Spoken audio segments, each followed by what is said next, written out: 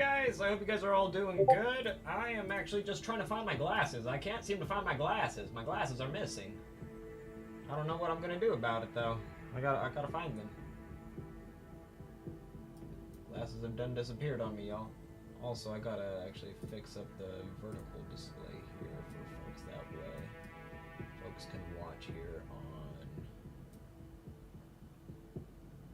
the YouTube Shorts if they want to. Yeah.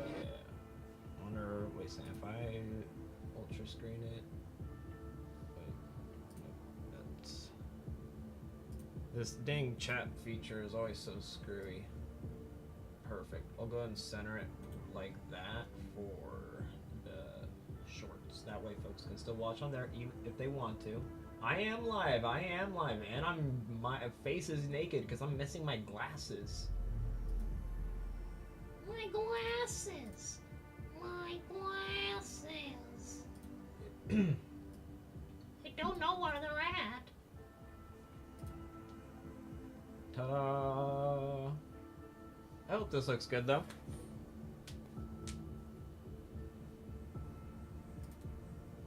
There we go. I'm pretty excited though to watch the new CitizenCon Direct, man. I'm so pumped. Let me look around though more for my glasses. Glasses, where'd you go?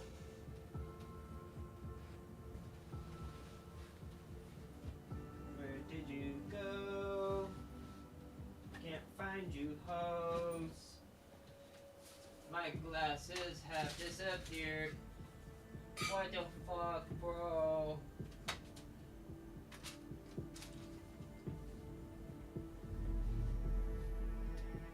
Yo, Jay, did you steal my glasses? Oh no, you didn't steal my glasses. I thought you stole my glasses for a second, man. I would have been so mad at you. I would have been big mad. He was like, I was hungry, sorry. Brio's break your yard on David. Now some people think Brio's is still a rough and tumble kind of place. Well, Alright, that I'm just turning ain't this true, up. Bo. Brio's is a safe environment with fun for the whole Does the family. audio sound alright? I'm hoping it sounds alright. Does it, is there an echo at all? Detailing ship and even weapon swaps. So when you need your next ship upgrade, come on down and you tell A little low? Brewster sent you. Y'all have a good Let me go and evening. see if I can turn it up.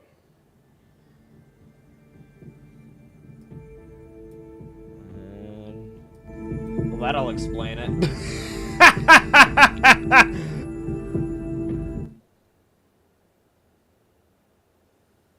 Oh boy, dude, I'm excited, man. Because, like, usually Citizen Cons are pretty bangerlicious, man. They usually got a lot of fun stuff that they announce, even if it doesn't come out for 50 years, you know? But it's still cool and exciting, you know? I think I'm excited. If you guys aren't excited, then I don't know what to tell you. 07, bro. 07. We're gonna be the spacemen today. Dude, I'm so excited though, man. Freaking oh! I'm hoping to see NYX, man. We need NYX. Oh shit, for some reason it muted itself. But we need NYX, brother. I need to have engineering, and I need it all. So no echo, perfect. I love to see it because I don't have my headset on, and so I'm just gonna watch it raw dogging. A raw dog it, baby. Also, I'm gonna go grab my hat for this.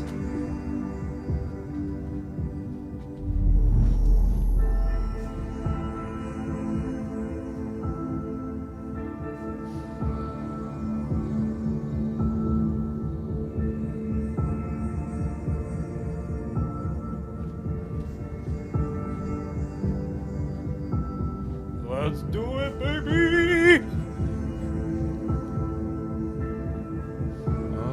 Let me go pull this on up over here. Wait a second. Oh shoot, snap. I forgot to pull up the streamer bot. It's kind of an important thing to have. Let's go and set that over there. Pull this on up right here. Easy peasy, lemon squeezy. Go to my lives. And play that next in the queue. Have I heard of Create? Is it like a mod pack for Minecraft? All right, come here, cat. I'll let you join me. She's like, yes, I get to hang out with Faja. You won't know I'm here. Silence, crawling through the shadows. Ooh. I don't care why. I finish the job. Darkness. Dude, I always love the fan creations from the community. It's always so cool. No fear. Just Because, like, this is what the world of Star Citizen will pretty much be like in the future. When they get every bit of the updates for 1.0 inside there, that will be, like, a majority of, like, these fan creations that you guys see. Like, a lot of the ones that are, like, scripted, those will be, like, normal sequences that'll play out in the verse when this game is fully released. Like, you guys can hold me to it. I swear, I'm an honest Dave. Look at Discord. Let me look at Discord. Ooh, it's kind of cool. How does it work?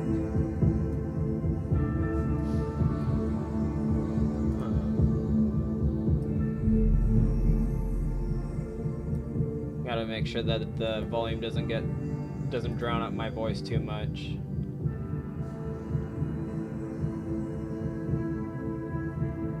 Okay, as long as there's no like weird echo inside of the thing there, then I'm all good. But I'm looking at this create mod, man. It looks really interesting. It looks pretty in depth.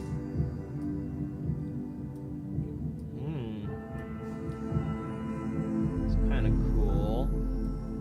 Do you think like this mod pack would work good with like a plenty of biomes kind of mod? Like, because I want a world where there's like tons of fun mods inside of it, you know, where it's like really gorgeous, you know, but it's like still feels like Minecraft, you know? I don't want it to be like too out of like pocket, you know, to where it feels like you're like playing a, I don't know, like a GTA game instead. Like I don't want there to be cars and all that jazz. I mean, the train idea sounds pretty cool. But I don't know. But we got this pulled on up here. Got the streams going. We're just waiting 9 minutes here, and then we'll be ready. I don't know what they're gonna be announcing today, but whoever's watching right now, make sure to let me know what you're excited for most. I wanna know what you guys are excited for today. Let's see here.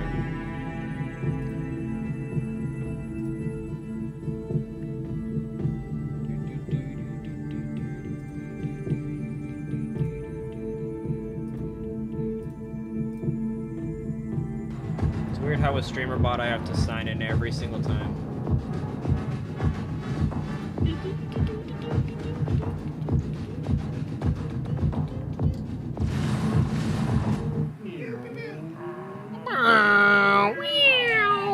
Yeah! Wow!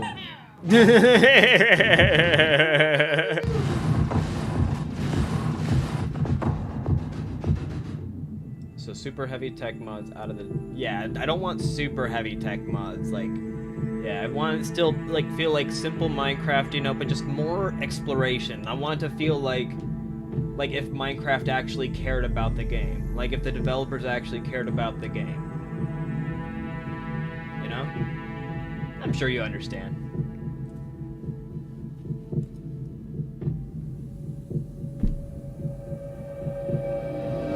Ooh, 8 minutes, man. 8 minutes. I should actually post the... live stream. Let me go and head on over here. We're gonna copy this. Or actually, I'll just go over to here.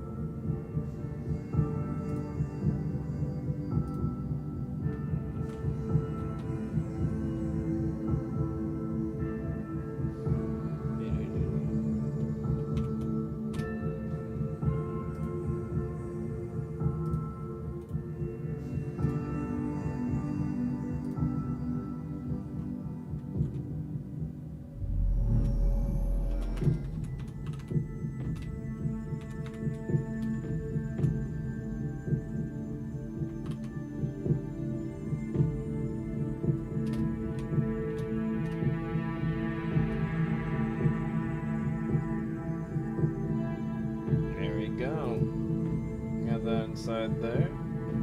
We got that all pulled up. Easy peasy, lemon squeezy. Man, I'm really hoping that they give us engineering and stuff, because the whole entire engineering feature is supposed to be really, really in-depth. Like, every single part of your ship will basically be interactive. Like, you can take out the cooling drives, the power drives, you can take off the weapons, you can take out the power supply, you can do everything with engineering. I think it's gonna be such a cool feature.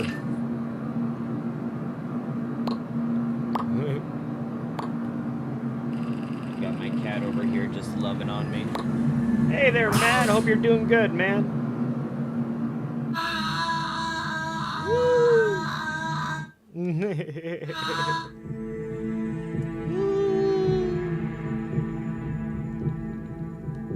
Heck yeah, heck yeah.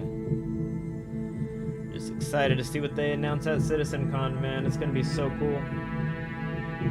I'm really hoping that they give us NYX as well, man. Like, I'm not sure if it'll be, like, actually in the game until probably, like, in person. Or, like, if it's, like, gonna actually be in live, it probably won't be till next year. But I'm hoping that they at least get it to the PTU by the end of this year. If we could get NYX, that'd be great. Hey there, Bart! Hope y'all are all doing good. Have a question, did you got? Yeah! Dude, when I saw King K last night, I was like, no way! I was so excited, man. I was waiting to see him, and then freaking, he has all of his Kremlins, like, all in the bottom area there. Dude, I thought that was so cool, because at first I thought it was just, like, the normal enemy types. But no, it's the Kremlins, man, and I was like, what? Dude, yeah. Mr. Bart over here, he P-ranked inside of level 4-3 on Ultra Kill. I know that's pretty far along inside of it, man, but that's crazy, brother. I don't know how the heck you do it. I'm almost finishing the game.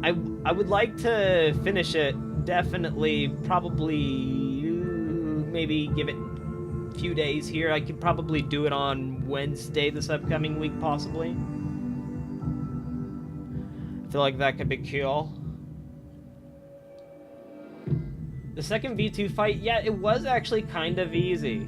Like, you're not wrong about that. The first one was a lot more challenging for me, but then as soon as I did the second one, though, I feel like I kind of got into the flow and I figured out how to beat him. Especially using the chainsaw thing, I feel like that really helped me out. Because, like, whenever you use the little revving chainsaw and you hit him, you know, you get HP back from it, so it's great. Got 3 minutes, though, until CitizenCon Direct starts. Yeah, buddy! I'm so ready. Woohoo! Using the red nail gun helped me a lot. I haven't gotten that one yet. I'll have to definitely try to get it. I gotta play more. I don't know, am I allowed to play the game outside of stream, or do you want me to only play Ultra Kill on stream?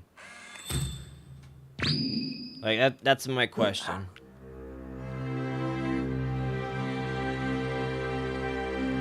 Because, like, I know that you introduced me to Ultra Kill and stuff, but, like, I also don't want to, like, miss out on stuff. I'm allowed to play outside of stream? Yes! Perfect. Maybe I'll just, like, replay, like, the beginning levels and stuff. That way I can, like, get really, really good. You think that'd be a good idea? I don't know. 2 minutes, baby! No question. Do you think the Switch 2 games are working? I mean, 80 bucks and 70 bucks. Wait a second. I have a question. Do you think the Switch 2 games are working? Are you talking about, like, do you think, like, are you asking me if I think the price range is okay for them? If you're asking me that question, I think it's absolutely insane that they want to charge us $80 and $70 for these games. I think it's crazy. And honestly, like, I was dumb, you know, I definitely bit the bullet with freaking Donkey Kong, but, like, I mean, I feel like I kind of got sucked in just because of the nostalgia, and I'm really enjoying the game. It's a wonderful game, but I don't think it is a $70 or $90 game. Like, I don't think. So maybe I should do a stream on Friday or Fortnite or Among Us. Maybe I'll do some Among Us, maybe? I don't know. I'm not entirely sure exactly. I also know that Repo is supposed to be having an update here soon with the monster update, and maybe after this stream or something we could give it a watch or something, because they're supposed to be introducing some new monsters and some new features, some new places to get some loot from, and some new loot in general too.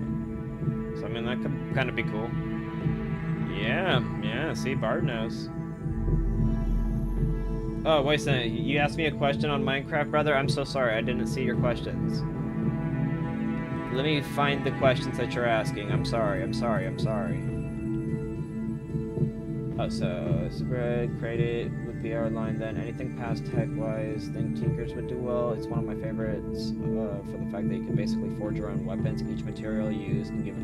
Ooh, that sounds fun. I think that would be cool. I could be like, I have a sword made from duck butt. Yes.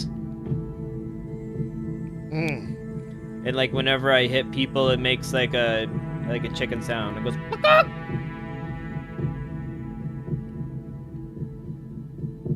I'm sorry. A cleaver sword.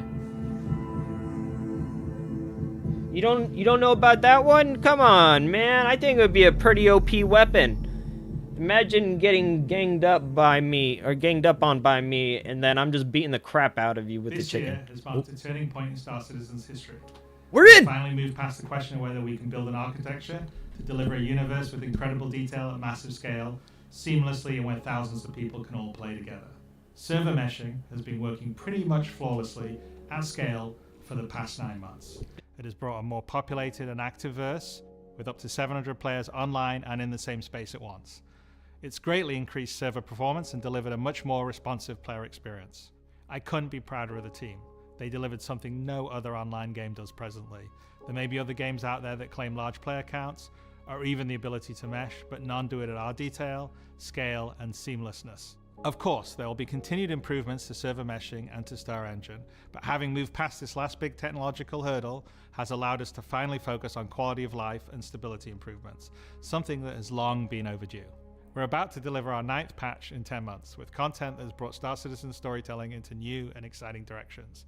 We pushed more than 24 features and more than 2,000 bug fixes. And while there is still a long way to go, the game has gotten more stable, performant, and fun as a result. We see this in player metrics. More of you play every day. The daily average users is up 45% from last year, and your play time is up 15%. So more people venture out into the verse and stay there longer than ever before. Motherfucker. Through all that, we've told the dual stories of the Frontier Fighters Assault on Pyro and the moral compromises being made to combat the regen crisis. Now, as those stories come to a rest for the time being, it's time to look forward to the next chapter of Star Citizen, where the instability in Pyro and the callous actions of some pave the way to new adventures, new locations, and new threats. Last year, we announced our next Star Citizen would be NYX, home to the People's Alliance of Levski and bordering the Vandal threat. Today, we're proud to share that your adventures in NYX begin not next year, but next month. Star Citizen's third system comes online in Alpha 4.4. 2 new systems in 1 year. That's only possible because of the tireless work of our development teams, server meshing accelerating what's possible, the support Wait, teams no behind the way! scenes, and most importantly, all of you. Now, I do miss that we're not all together under one roof this year. Are we dead In many ass ways, getting? We're more connected than ever. Across the globe, many of you are Let's gathering at one party, go! with our developers Yo! and We're countless actually gonna others get springing up NYX from inside of this communities seat. everywhere. I'm sorry. I'll shut the fuck up. But So even if we're separated by big oceans and continents, dubs. we're bound together by the same passion for space, for discovery, and for this incredible universe we're building together. Whether you're at home or alongside your crew at a watch party, grab a drink, sit back, and let us take you inside our up-and-coming plans. For the Yo, next they're year's actually Star bringing NYX in 4.4, dude. Holy shit! If that actually works, bro, I'm gonna actually shit myself, bro. Man, well, then again, the servers might take a shit on themselves for like maybe the first few days, but bro, oh, I can't wait. Woo! Give me, baby! Give me NYX! Give me NYX! I want NYX! Thank you, baby! Yes, yes, yes! Oh, I'm so pumped. I am so pumped. Let's go! Oh, bro, I am so ready.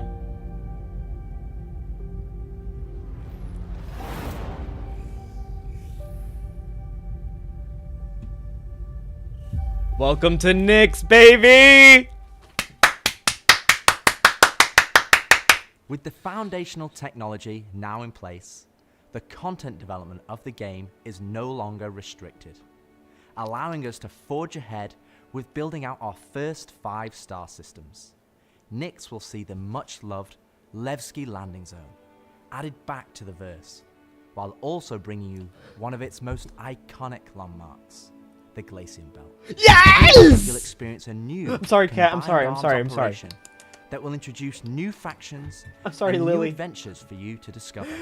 With I'm this so edition excited, of our dude. third Dude, star NYX system, is gonna be the we're next also system going inside through of the game, something and it's gonna be that's at the huge. heart And of NYX the is such entire a star system gorgeous solar and system. that is to build it right in front of you. Oh my As we have gosh. done this year, with the addition of several major locations, such as the Hathor facility or the Lazarus complex, we will continue to unveil new NYX content throughout the year. Oh, dude. It's a slightly different approach to how we deliver Pyro, but we feel this gets the content into your hands sooner and shows our intent as we continue our march towards 1.0. man. Dude, it's I'm gonna be- so incredibly Bro. proud of the work our teams have done and are continuing to do, and we're excited. It's to got have me you on this smiling next like a step fucking of our idiot journey. right now. And as with any journey in Star Citizen, that begins. It's okay to be lost. This is just one of those things that I really enjoy, and so this is something that I've been following since probably like 2016, honestly. Let's see the story so far. Here you guys go. In 2025, we introduced 2 major storylines spanning multiple patches, Oh, wait a second. creating a living backbone for adventure across the universe. The first was Pyro Must Burn. It connected Stanton to Pyro and introduced the Frontier Fighters, who are relentless, brutal, and determined to wipe out any threats that cross them. And with this month's release, you'll now take part in the conclusion to that storyline. The second was Science Run Amok, with the Regen Crisis throwing the Empire into chaos, and you all jumping in to help the various corporations respond. Oh man. Through that journey, we pulled back the curtain on ASD and its shady practices, uncovering long-forgotten Onyx facilities, and met new characters like Dr. Logan Yorit and Detective Arkham Mella of the Hokro Agency. See, And I didn't get just to like do any of the these Pyro Must missions Burn yet, storyline and I'm hoping that characters maybe into I can get a new crew to actually system, do some of these Science missions. Run Amok is now setting the stage for NYX, the next step in the larger story we're telling on the road to 1.0. As this new chapter of Star Citizen begins, let's hear from just a few of the team members working to bring this next era of our universe to life.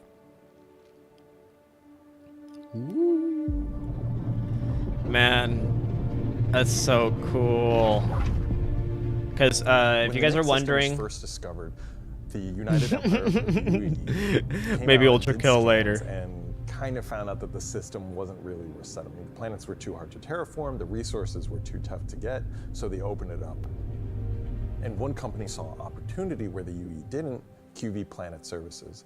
And so they expanded into the system and tried to mine as much as they could, making a very slim margin by the sheer quantity of resources they were pulling out. this is gonna be so good. The system itself sort of ran its course from sort of a large corporate interest perspective, and then was mostly left abandoned. Now this ended up being the ideal situation for the People's Alliance, who were a group of revolutionaries who were trying to overthrow. These are all actual the ships in the dictatorship game, of the mind you Messenger guys. scheme that was going on in Hey, the Empire at the you're time. able to fly all these, and they have full So interiors. They went to the NYX system and established what became known as Levski. They wanted So to make good. it everything that the UEE wasn't at this time.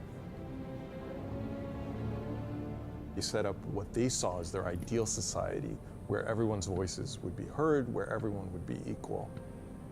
But they've fallen onto hard times. So NYX today is kind of at an interesting point in its history. Now that the UEE has kind of transformed itself into a democratic society, what is their role? What are the People's Alliance rebelling against? It's $45, but man, vampires being inherently it's something. unfair. They see their role as still trying to create a free and fair When you see society. the actual gameplay and But on the other everything, hand, they have you'll more understand where I'm problems coming than ever, from. And there's new threats lurking around every corner. And they have to ask, Because are they prepared it's to not so handle that? much Or more do they about need to the take UEE for gameplay at the second to me. What it really is exciting to me is the technology behind it. Because remember, this is an MMO. This isn't just like a single player Megastar system is environment where it's super controlled. You approach it from This kind of is two a angles in a weird way. massive, What massive is this online system multiplayer game bringing to where the you got gallery? hundreds How of does this people, new possibly system even plug into thousands it, in and the what does it future, bring to the all on the table same from a sort server, of and a all of these flavor features experience? We working wanna make sure in that tandem with whatever each it's other. bringing to the company is unique and has some flair to it. This is so cool. So the NYX system is a remote system where people want to go and live free outside of the pressure and influence of the UEE.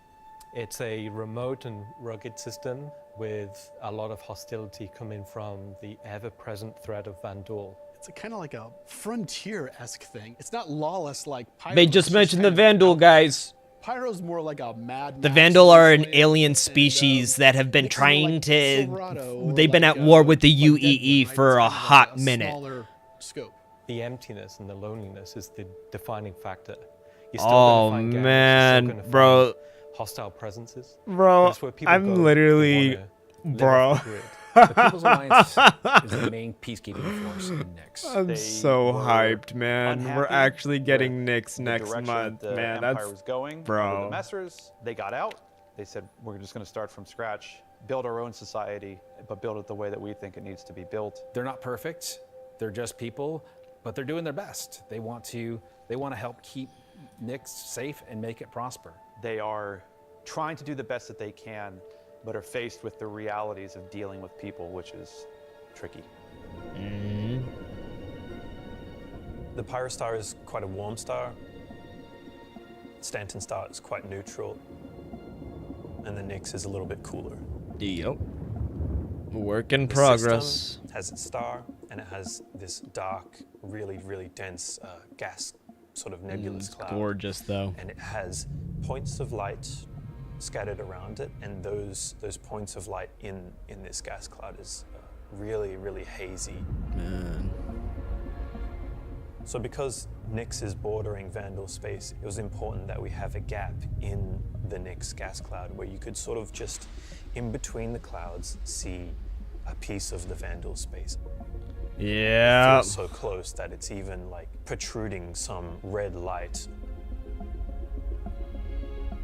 The level designers are using it as an actual visual indicator of where to place more dangerous POIs. So if you point your ship in the direction of it, you should find, as we build it out, that you will be in more and more danger. And I think that's really cool. To give more atmosphere, I was testing out adding some sort of space snowflakes, essentially. So when you look towards the sun, you can sort of see that sort of like sparkle. But then when you look away from the sun, you'll see the reflections and sort of like little glints of light. That's so cool, man. For the jump points in NYX, we'll have two. This is just on a Minecraft release. mod. What We'll are you have talking about? One from Pyro to NYX. This isn't Star and one Citizen, this from is Stanton to NYX. Mine It Citizen. should be going from NYX to Castra, but we're essentially bypassing Castra temporarily. Hey, we want to make sure you can get there any way you want. Galatian Belt is a huge asteroid belt that is in sort of the middle of the system.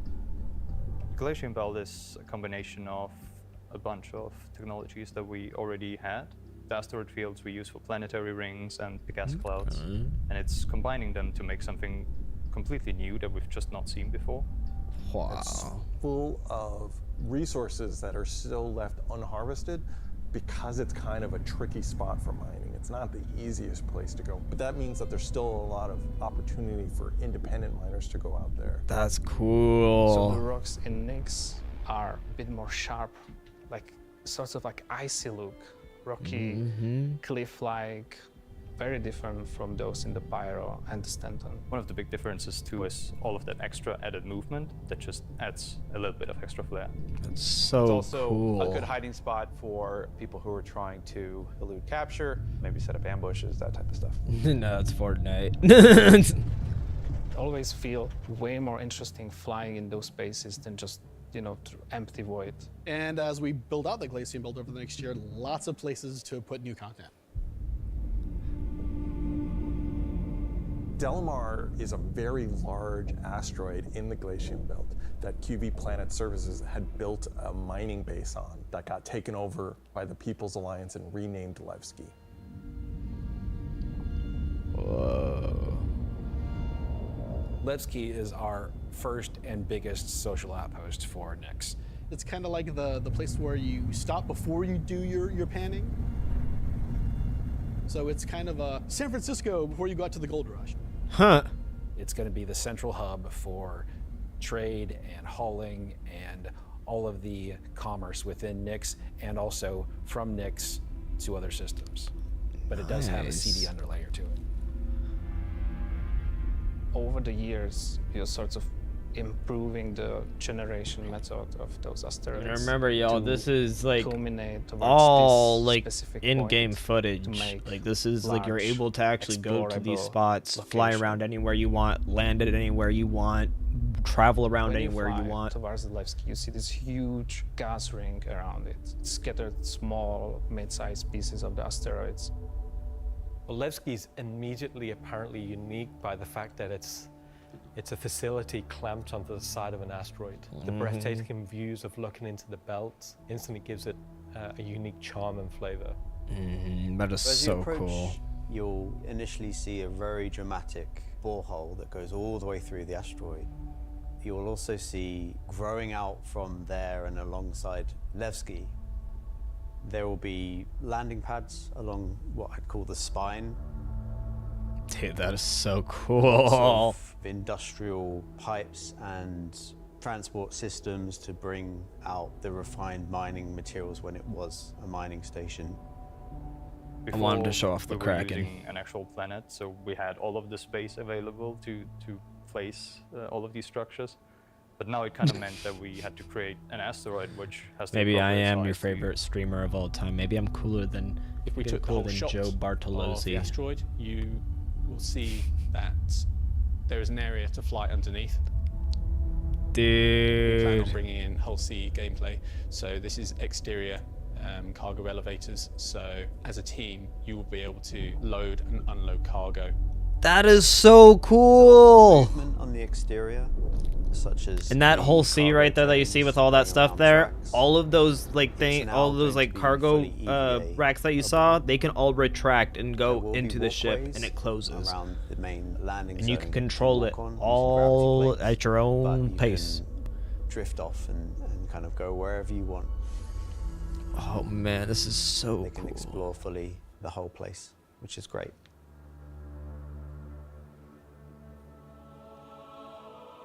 Unlike the majority of anarchists living in Pyro, there are people here in NYX that care.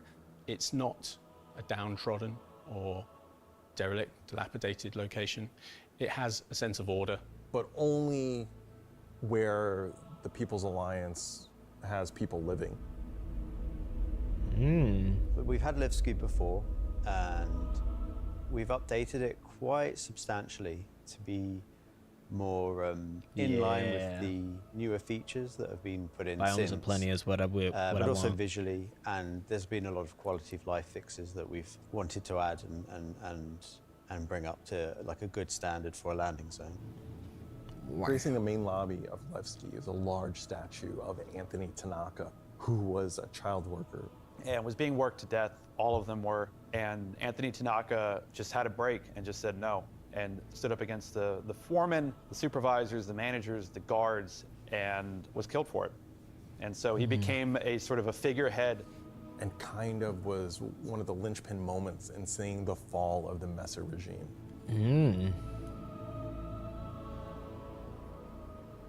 So if you take the elevator up to the top deck, you'll see the top view and the cargo area as well. So you can go through the cargo shop.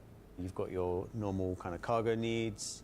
You'll have ability to trade and buy your tractor beam and other gear that you need. That's gonna be so cool, so if you were to die in man. the NYX system, then one of the places you might come out from is the hospital in Levski. I can't wait to see what kind of planet tech that they're gonna be updating inside of the game. It's just basically it's a local med station for all the residents of Levski. Anybody traveling through the system, again, they're trying to provide as good medical help for people as they can. Oh. When you Mercy arrive at Hospital. the hab's location, you'll be presented with a lobby, elevator bank, and then you will take that transit to the hab room. So within that room will be pods. And that's where the original miners would have lived. They're not the nicest, and they're a bit messy, but they're a home for people in Levski. If you head down to the lower view deck, you'll go through into the Grand Barter, which is your main social and commercial area of Levski. This is where you will see market sellers selling their wares. There will be stalls. There will be kind of more embedded shops. Heck And yeah. that includes things like Corderies, which is your armor shop, and also conscientious objects, which is for weapons. There's also one of my favorite places, Cafe Musée, which is where you can go down into some of the more rocky depths and grab yourself a drink, and you never know who you meet down there. If you explore a bit more around the Grand Barter, there's other routes around and little side passages. There's another shop that's away from that area called Teachers. Teach's Ship Shop is basically where you would go if you were looking to pick up a used ship, buy some ship parts. They're selling the Cuddy Black there. That's cool. We've closed up Dumpers Depot for Levski, and everything that used to be sold there will now be sold at Teachers. Okay. Another new area, as well as the cargo shop that we've added, is the refinery deck for Levski. That's where you can take your processed goods, not just from Levski, but from the rest of the NYX system, and refine and sell those goods there. So then, I wonder what prices would look like from places like Pyro to NYX, because the economies will become completely different, correct? It's super important that Levski At least is I a think really they nice would. hub for mining type of gameplay. So we're really happy to bring Levski back into the game. It's been gone for quite a few years now. I think it really provided a unique environment of it's run down, but the people who live there love it and are working their hardest to make it a great place to live. This is a location that has a lot of nostalgia for you guys, and we don't want this just to be a re-release. We do want you to go, wow. It's not going to be as complete as Pyro was when it first came out, but it's going to be our first iteration, and you're going to be able to see it grow as we work on it. Heck Like, yeah. with everything, we're always learning and improving and finding new ways. I mean, is there anything more Star Citizen than just building the system while the players watch us build it around them? Yeah. Add a nice dynamic.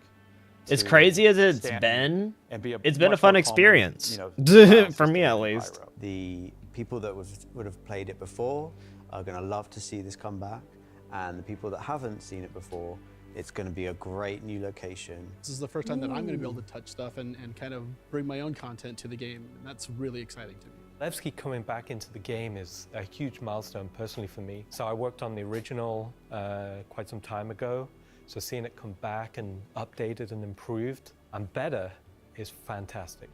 Heck yeah. Can't wait to see what they do with it, man.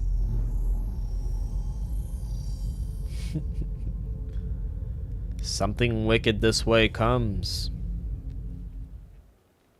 So we've talked about Levski, we've talked about the Glacian Belt, but you're probably asking yourself, what's the new gameplay activity we're going to be doing? Yeah. So let's find out.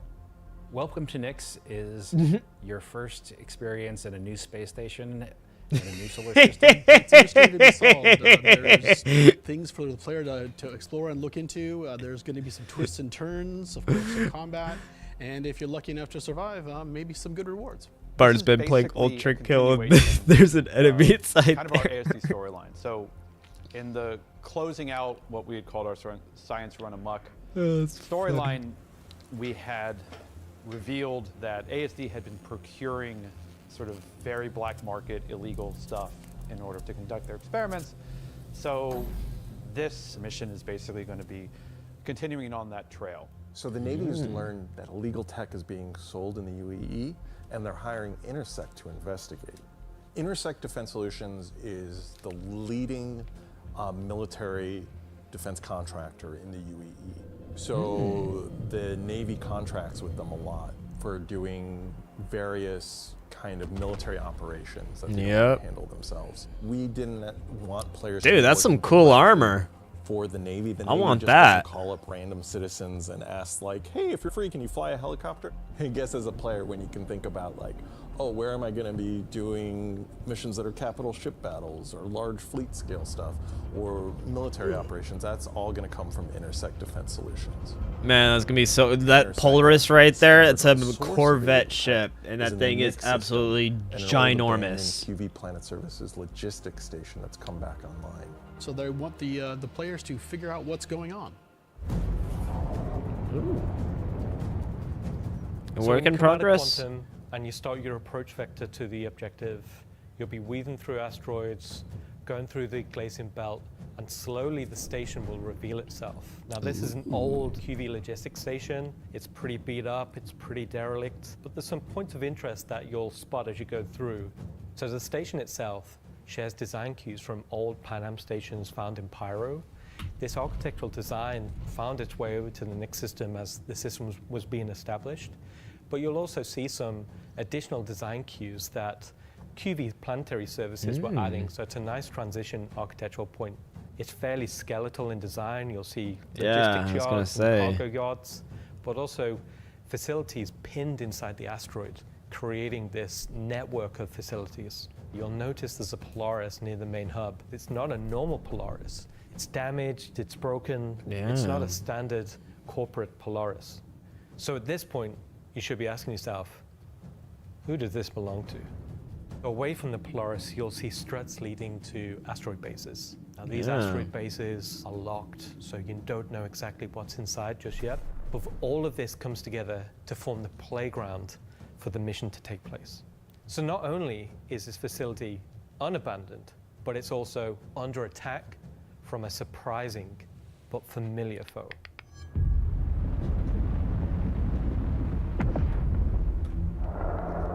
Okay. No way.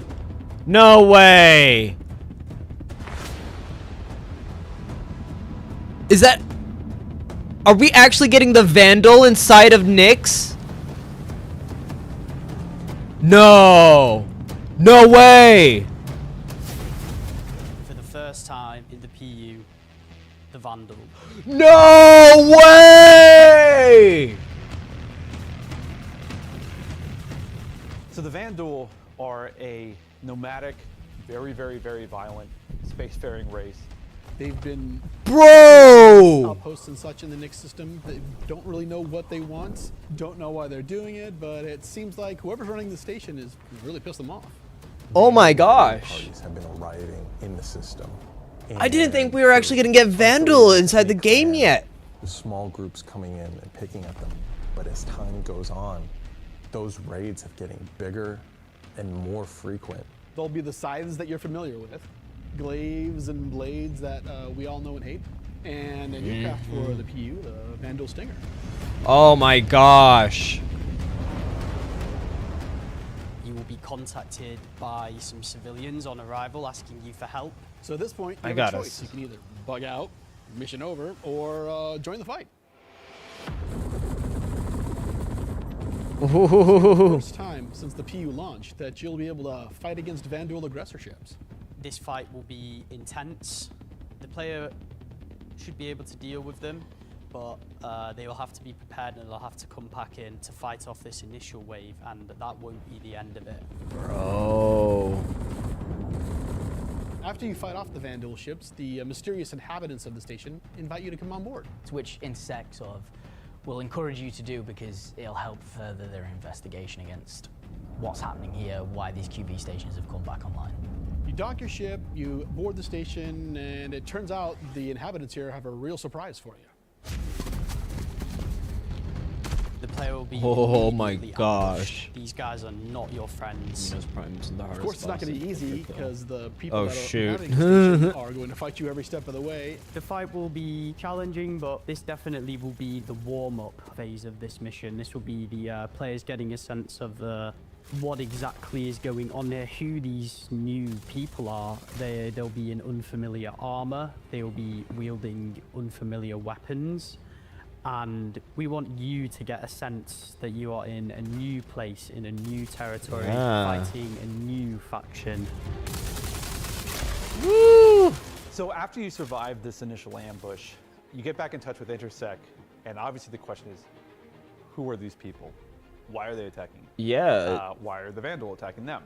At this point, there's more going on here than anyone thought. Yeah. The director from Intersect This is is to already a explore the banger of a station and collect CitizenCon as much direct, information man. as you possibly can. Bro. Along the way, you're going to get to explore some new areas. It's not just the space station. There's the disabled capital ship. There's asteroid bases nearby with obvious installations there, other forces that the Vandal have been attacking. There's a debris field. Explore the locations in any order you want and try to find out who these people are and why the Vandal are after them. You'll find new clues. You'll find ways to solve the puzzle of what's going on at the space station and find out what kind of loot they have for you now that you've beat them. And of course, this is a legally open station, so anything you find is yours to keep. Yay! Sell, maybe even give to Wicklow. Woohoo! This isn't just a one-time event. This is a permanent sort of mission that we're going to be adding to the game.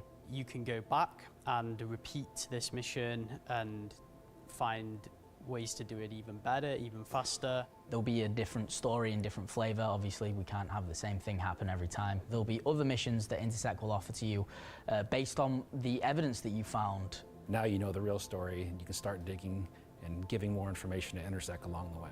That's cool.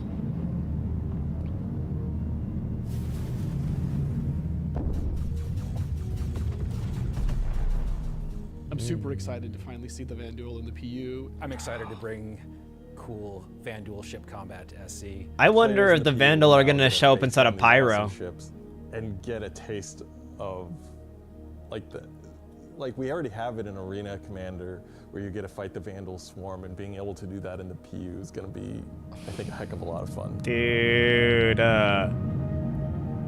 So this marks a great milestone for us for not only pushing hard and adding great content this year, we're also being able to introduce the next star system and introducing the next landscape to tell new stories and add new gameplay beats into the ever-expanding universe.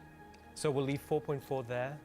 If you're at one of the watch parties, please raise a toast to the great work that all the teams have been doing this year. And I'll be right back in just a few minutes to look ahead at some of the things coming in 2026. Yay!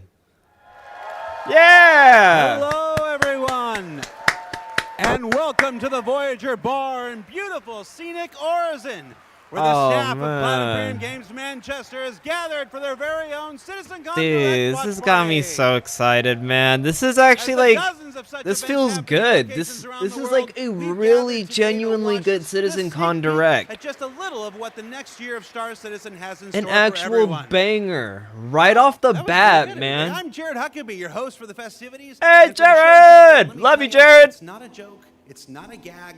Next week, we're hitting our 9th patch in 10 months, and then in November, we're going to finish out the year strong with the long-awaited arrival of the NYX system. Yes! And in case you missed it because you were chatting with friends, hi.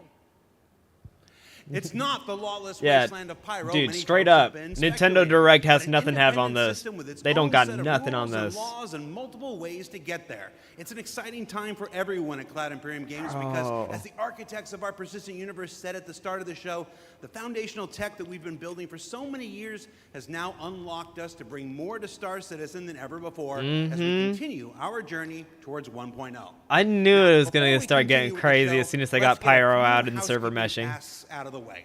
First, we're simulcast on YouTube and Twitch. So if you Mhm. want the keen communities of Twitch or the 4K ultra high resolution of YouTube, you have your choice. Second, throughout the broadcast today, we want to see and hear what you have to say along the way, and you can tell us on social media by using hashtag CitizenCon. We're especially interested to see any photos from those watch parties that are happening across the globe, and we're going to find some way to bring a few of them into the broadcast later in the program. Third, we've also had a CitizenCon contest going for people to create their very own slice of life in the PU videos, and we played the winning entries during our pre-show countdown. The offerings were super varied. The idea was to work with a team to show the life of a miner or a hauler or a bounty hunter or whatever.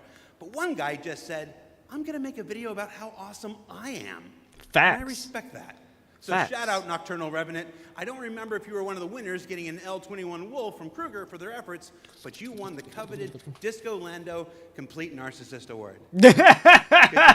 I'm sure someone will either be in touch with you about your wolves or I will guess just so. I show guess up this on your does make me a accounts. reaction I really don't know how the streamer. process works. Probably would have been good to find out before the show, huh? He's so afraid. Either way, if you missed the pre-show and are curious if you won, you can check the replay after we're done here today. All right. I just realized that my bosses, Chris and Sandy, are sitting in a movie theater watch party in Switzerland right now. A completely captive audience. So real behind the scenes here. This is especially torturous for Chris right now because he's super excited about the next segment we've got coming up. Aren't you, Chris? Okay. And you're just sat there right now, forced to watch and listen to anything I say. Do either of you regret that decision so long ago? All right, so I've probably pushed my luck enough. Let's get to the next thing. When NYX arrives next month, it'll have Levski, the Glacium Belt, and the new Welcome to NYX operation we just discussed. But throughout 2026, we'll also continue to build the Star System out with new features and new technologies that will not only set NYX apart and give it a unique identity from its sibling Star Systems, but continue to set Star Citizen apart from other video games altogether. Now, at this point, if you're running one of the watch parties, you're going to want to crank your speakers up for some brand new music from the maestro Pedro himself, and let's take a look at some of what the next year has to offer for the NYX system.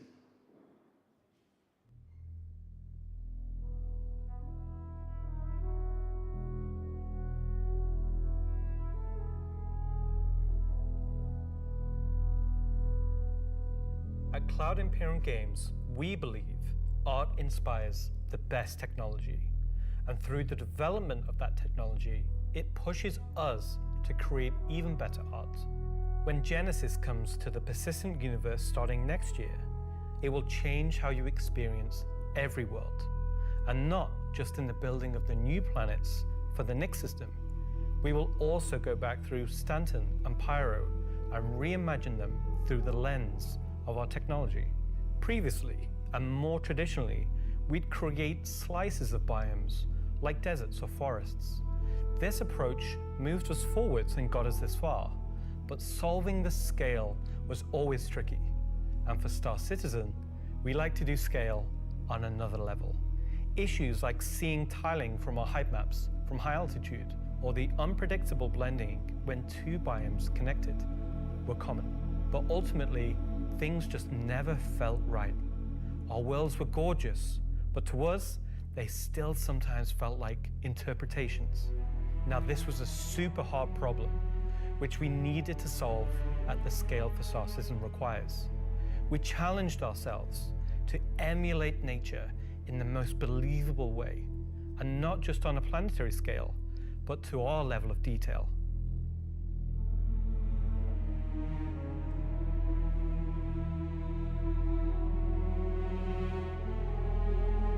With Genesis, we've made a complete paradigm shift to how we do things. biomes are now created based on the physical data sets, with the assets being spawned whenever and wherever the correct criteria is found. So when you see a forest or a meadow, it's no longer because an artist painstakingly crafted it there. It's now because it simply wants to be there. It fits inside our rules. Genesis also ties into our other gameplay systems. Our new planets are built from the information we create for our different datasets, like height maps, humidity, temperature, soil type, soil amounts, geology erosion data, to name but a few. This means you can now tell We're not talking about it. My cat valuable rubbed up minerals against it. as the geology looks like. Dude, this looks so good, man. Genesis is gonna be so great. Steep piles exist below sheer cliff faces, and where rocks have broken off over time due to erosion. Of course, these new tools still give us the ability to direct the look Bro, and feel we want. this is gonna be The so attention to insane. detail, from the tallest mountain to the smallest flower, is still our core DNA. Wow. With Genesis, we can now keep that detail-orientated mindset as we focus on the quality, and it provides the quantity. Genesis provides our planets with the ultimate sense of That's cool. exploration and adventure, discovery in the purest emotional form. We want you to find that perfect place, with the planets providing an abundant resource to harvest. Dude. This is a major part of what exploration is for us. We want that feeling of finding a corner of the universe that you'll fall in love with, and where you want to settle down and build your home. I can't wait to find that for myself. I can already see myself building a gorgeous little like mountainside like house. What we have built that allows Genesis to realize our vision. As a reminder, some of the visuals you'll see will evolve and change as we continue our technological development. Man. And hone in on the final look for NYX. This is gonna be so stunning. Thanks, Ian. So, in case it's not already clear, Genesis is our name for a group of technologies that are improving our ability to build worlds, refining those that we've already created, and ultimately expanding our persistent universe to the scale and quality that we all expect. I work on planet tech, so let's talk about how that's continued to evolve since our presentation last year. And instead of just highlighting some really cool biomes that we can create, let's go ahead and show how all this work applies to the upcoming planets of NYX. Heck yeah. So there are 3 planets in NYX. NYX 3 is a gas giant, and I think it's blue. It's not going to surface. I don't really know. It's not gonna surface. NYX 2 is a yellow, toxic. It's got like this high pressure atmosphere, and it's like a very volatile planet with high risk reward gameplay. It's going to have some really interesting biomes for you to discover. Yeah, I wonder. For now, just know it's going to be dangerous, because today we're going to focus on what we consider to be the hero planet of this system. The hero planet. This one. Oh. This is gonna be so neat. NYX 1 has got a rugged, And those are all cloud systems that diverse move set of like biomes, around the from planet. weathered rocky They mountain all have their ranges own to weather vast systems and sweeping everything. Forests and grasslands, and from damp, expansive wetlands to claustrophobic, festering swamps. That's These crazy. core biome concepts give us a fantastic platform to hone our technology. In some cases, because the current tech couldn't do them at all, or because we want to completely step up our game for them. Fuck yeah, good job. So, let's approach this planet in much the same way that you, the player, will, from orbit. Yeah, The looks orbit so appearance of good. the planets going forward is far more tied to what is present on the surface. Previously, we had different data that drove the orbital and ground coloring. That's because the orbit was designed to look like vegetation that we'd place on the surface, and the ground coloring was I trying don't to be a know mix your of points. soil, rock, and the organic compound coloring that forms the kind of colors there. Now we author much more of the data in a unified way. when you look at Earth, you see blues and greens for ocean and vegetation, and brown or yellowy tones for sand and soil. We wanted to keep it as simple as that. The same set of textures and data that define the color of the soil, sand, and rock on the ground are used to create the orbital look. We then assess the presence of vegetation and competition between different species on each part of the planet and use that to blend in tones of green, including variations due to species health and the current season. The technology creates a behind this far is more actually complete image insane. and allows you to identify features, geologies, and potential points of interest. Yo, they all the added way from Florida? space. Let's go down to the surface and start with something closer to what you're used to, but in a whole new light. Whew, that gave me goosebumps, man. Wow. When we approached the surface of the planet, we wanted to start by focusing on just the soil and rock. One of the things that was missing from our terrain previously was simply feature complexity. Looking at our contemporaries, we lacked detail at the ground scale. To combat this, we've added a new layer of data. That layer is called the medium tiles.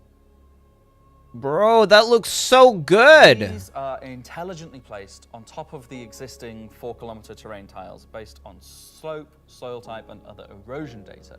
Bro. These medium tiles don't just create height changes, they also bring in local erosion data both for soil and bedrock size values.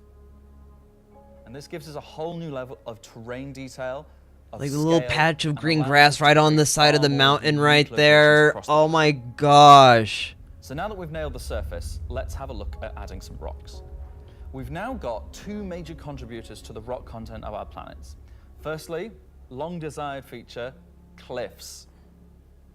We are adding large scale, very detailed to all our cliffs based on the geology at a given location. Bro. This adds an exciting new dimension to steep slopes that we simply couldn't get before. This is bonkers, dude. The second is a big one for you ground vehicle enthusiasts. Rocks are now found not scattered everywhere, like spilt popcorn at the cinema, but only in places you'd expect to find them, thanks to a brand new rock scattering algorithm that isn't annoying as hell. Thank God. Using physical data generated for each large and medium tile, Dude! rock distribution makes sense and has a physical basis. Bro, the way that So if you're they're still crashing going into them about this, after this like, comes out, tech with that's the on you. planet is so insane. Because they're basically just running it off of, rock like, assets basically, like, themselves thermal have a glow up too. temperatures at this point. They're Now just create like, rock sets alright, whatever, linked to like, a kind of particular altitude is this is that what look it's like gonna they go inside of originated here, from the this is same the kind source. of, kind of This life or ties types into of how we're plant life you'll distributing find. minables in much more interesting ways too. Dude, that is so great. So now that our base terrain and rock scattering looks good, let's add some vegetations and explore some additional biomes. This is why, man, literally, man, the detail is actually Next one, insane forests inside and this grasslands game. are full of trees, various And grass this is like species, actual rock in-game formations, footage. Like this isn't just like simple And they're found in dimple, you know, all like this sorts is of not just a showcase. mountain Like this is valleys, how the open game will plains, look when and they dead get meadows. Genesis fully involved inside the game. And when we start to add a bit of fresh water, they begin transitioning into more Bro. wetland type biomes. Yeah, for $45, this is a freaking this is huge. And while forests are super cool, let's focus on the grasslands and wetlands today. So, how are we making these look so great? Yeah. Obviously, we've had grass before, but never meadows of it. Yeah, like Because look at until that. now, Like that makes haven't me been able want to to just spawn go grass over there and large just enough lay quantities down and stare at or the sky effectively all day representative long. distance. Not even play the So we're game, stepping just up our game in stare. terms of spawning, shaping, and shading grass. Just watch the ships fly over me. With Genesis, we now leverage Oh. GPU spawning to create vast As I quantities build myself a of little assets house over across on the all side, you biomes. know, and there's a bunch of people Whether it just be doing their own dense little meadows, trade routes and stuff. Or more complex collections of ground cover like you can see in This these is gonna wetlands. be so insane. We are also able to fit our grass tiles to the ground by conforming them to the unique terrain underneath. So Now you're we not can going to be finally seeing none of cover that like complex square terrain shapes pattern with that grass you and usually ground cover see now assets. on And as a result, they are now like on the gravity planets aligned, currently. You kind of see like a blade square pattern for the oriented as you'd texture, expect, but but with not sticking Genesis, out it's like not going to look before. like that. It's going to look just like this. Bro. Next, let's take a look at how we light our grass. Now, as in real life, the shading of a grass blade, or indeed a whole field of grass, is lit very differently to like a flat surface. We now use a solution that shades meadows of grass far more like fur or hair. And this, if you think about it, makes sense. At a distance, a field of grass is far more like a carpet or cloth than a flat surface. Mm-hmm. This improves how our grass looks from a near perspective, as well as bringing us nicely into how I want to touch it so bad. I want to just reach out and just put my hands all over it, man. One of our biggest achievements. Yeah, dude, literally, is allowing us to build literally. beautiful biomes out of flora and geology. I do assets not like know a how building the site. heck that they do Like, this, can I man. say Lego? No. Too late.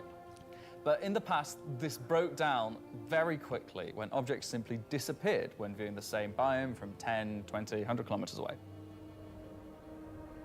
Because we don't hide planetary transitions and allow you to view complex regions from very large distances, there are almost infinite perspectives from which you can see a location in Star Citizen. So, how can we afford to evaluate complex spawning logic at runtime for the entire swathes of the planet?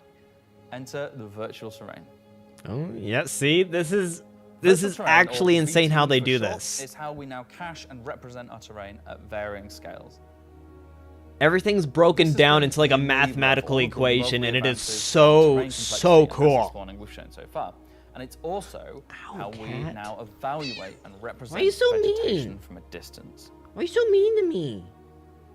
When creating the VT for each part of the terrain, we assess if vegetation has covered the ground, and if so, what Exactly. shading should be applied. Literally, For I feel all of like our biomes, CIG has now been able to creating use the some same of the shading most model for insane distant transformative technology for as the gaming close-up asset, out of whether that's anyone our lovely else. rolling hills, Like, there's no one else that I can think of that creates the tech more like dramatic this. rockscapes, And you know damn well when they get dynamic server meshing fully fleshed out, you know damn well you're gonna have companies looking to buy the properties from them like as soon as possible. So yeah, we I feel like didn't forget CIG about has the swans. ability to be coming to NYX not one as just well. like as big as some of these Built using the AAA lessons games like learned and all the Microsoft or technology PlayStation. I developed, feel these like they swamps have now the ability to spring become into huge, existence from like the planetary data. Microsoft or This biome freaking combines all like of the elements from the other biomes we've whatchamacallit, or shown you Meta or water Apple. interaction, Like dense they have the spawning, ability, or even ground Samsung, coverage. they have the ability to be And I as think it huge as creates those something tech really conglomerates.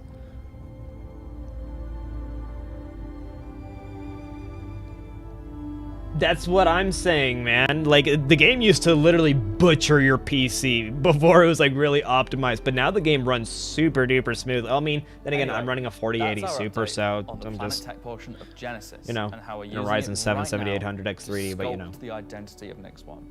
And I hope you're as excited as we are to explore this and everything we haven't shared yet next year. Woohoo! As you can see, Genesis is now inspiring everyone here to create planets of the quality and believability. I honestly think a 3090 could do good as long as you have a decent amount of RAM as well, because RAM is pretty important inside of Star Citizen as well. Will set our worlds apart. I would suggest at least a minimum of 32 gigs. And with that said, let's move on to a little travel between systems, literally. Yeah, if you got this game, you would definitely need some more fans for sure, my man. Up until now, our mission system has been specific to the star system you're in, meaning a Stanton mission has to take place in the Stanton system, and a Pyro mission has to take place there. We've never been able to link these together, but with the introduction of our third star system, it's time for this to change. And that begins with the introduction of interstellar cargo. What are you talking about today? System-to-system hauling missions. Hauling is back. Dude! No one said hauling was gone. You guys even play the game? All I ever do is haul, because that's the only thing that I'm able to do safely. We're going to start in, say, Stanton and end in NYX, taking various slapping volumes of AC. cargo between stations. So there'll be high volumes of cargo that kind of fulfill the purpose for the whole scene and the other series. Bro's gonna have to get like an industrial AC, just And there'll be a fucking few clamp sort of that shit on the back of direct his routes. So you freaking might pick PC. up some cargo from Ruin Station in Pyro and go through the jump point to Stanton. Bro, that's gonna be so cool, being able to do like...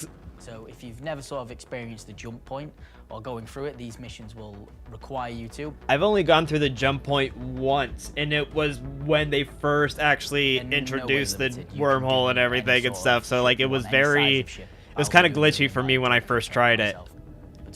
But I wonder how it runs now with all the performance updates and stuff. I've got a few ships, but the Draco is really cute, so. One thing that we're looking to add with these interstellar missions is scripted combat encounters where you can be attacked by NPC ships. Maybe the mission giver has tipped off some pirates who are looking to get a hold of that cargo. Oh no. As well as express missions, which means the deadline timers that you're used to in the regular hauling missions might get really tight, and you've got to learn to be very fast. Oh, no All of the way. love and care that has gone into hauling missions so far, with the logistical network and making sure they make sense within the themes of the systems, just as much love has gone into the interstellar missions we're making now. Jay's setup right here, guys. Absolutely beautiful. At the start of the show, we said we were going to build out the NYX system right in front of you after 4.4 launches next month. And while we want to keep as much of what we're doing behind closed doors, so you can discover it for yourself, in-game and on your own, we still are excited to share with you a brief look at one of our up-and-coming locations we're calling Rockcracker. Whoa! What is this? Okay, so Rockcracker, Jared, is our internal name. Rockcracker is where you have to crack a rock. Yes. It's a big rock. Oh. You want more? How are we gonna crack the big rock? So way out into the Keegar Belt, you'll find these old QV breaker stations.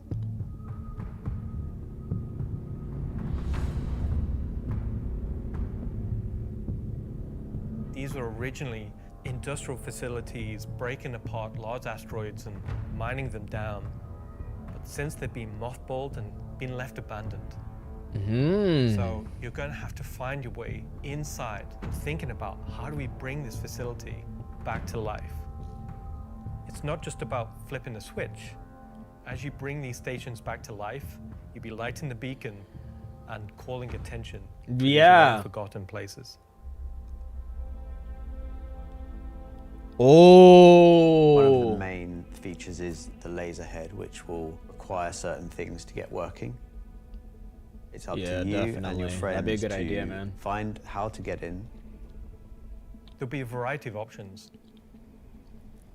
Whether you're discovering the bowels of the station and mining your way through long-forgotten tunnels,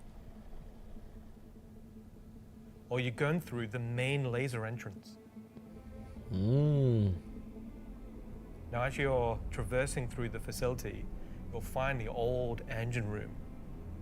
Dude, that is Now, cool. there may be ways to bring the facility back to life, kickstart the engines, and bring power to different parts of the facility. Maybe eventually bringing the laser back online and cracking some rocks. How do you haul the rocks though? I wonder if you can like move the asteroids like from around like the area and like start your own like mining extractions. In these stations, trying to stop you from what you want to do. I don't like you ne'er-do-wellers. Kill them! Kill them all!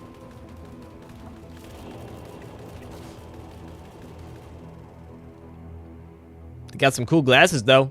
I want them.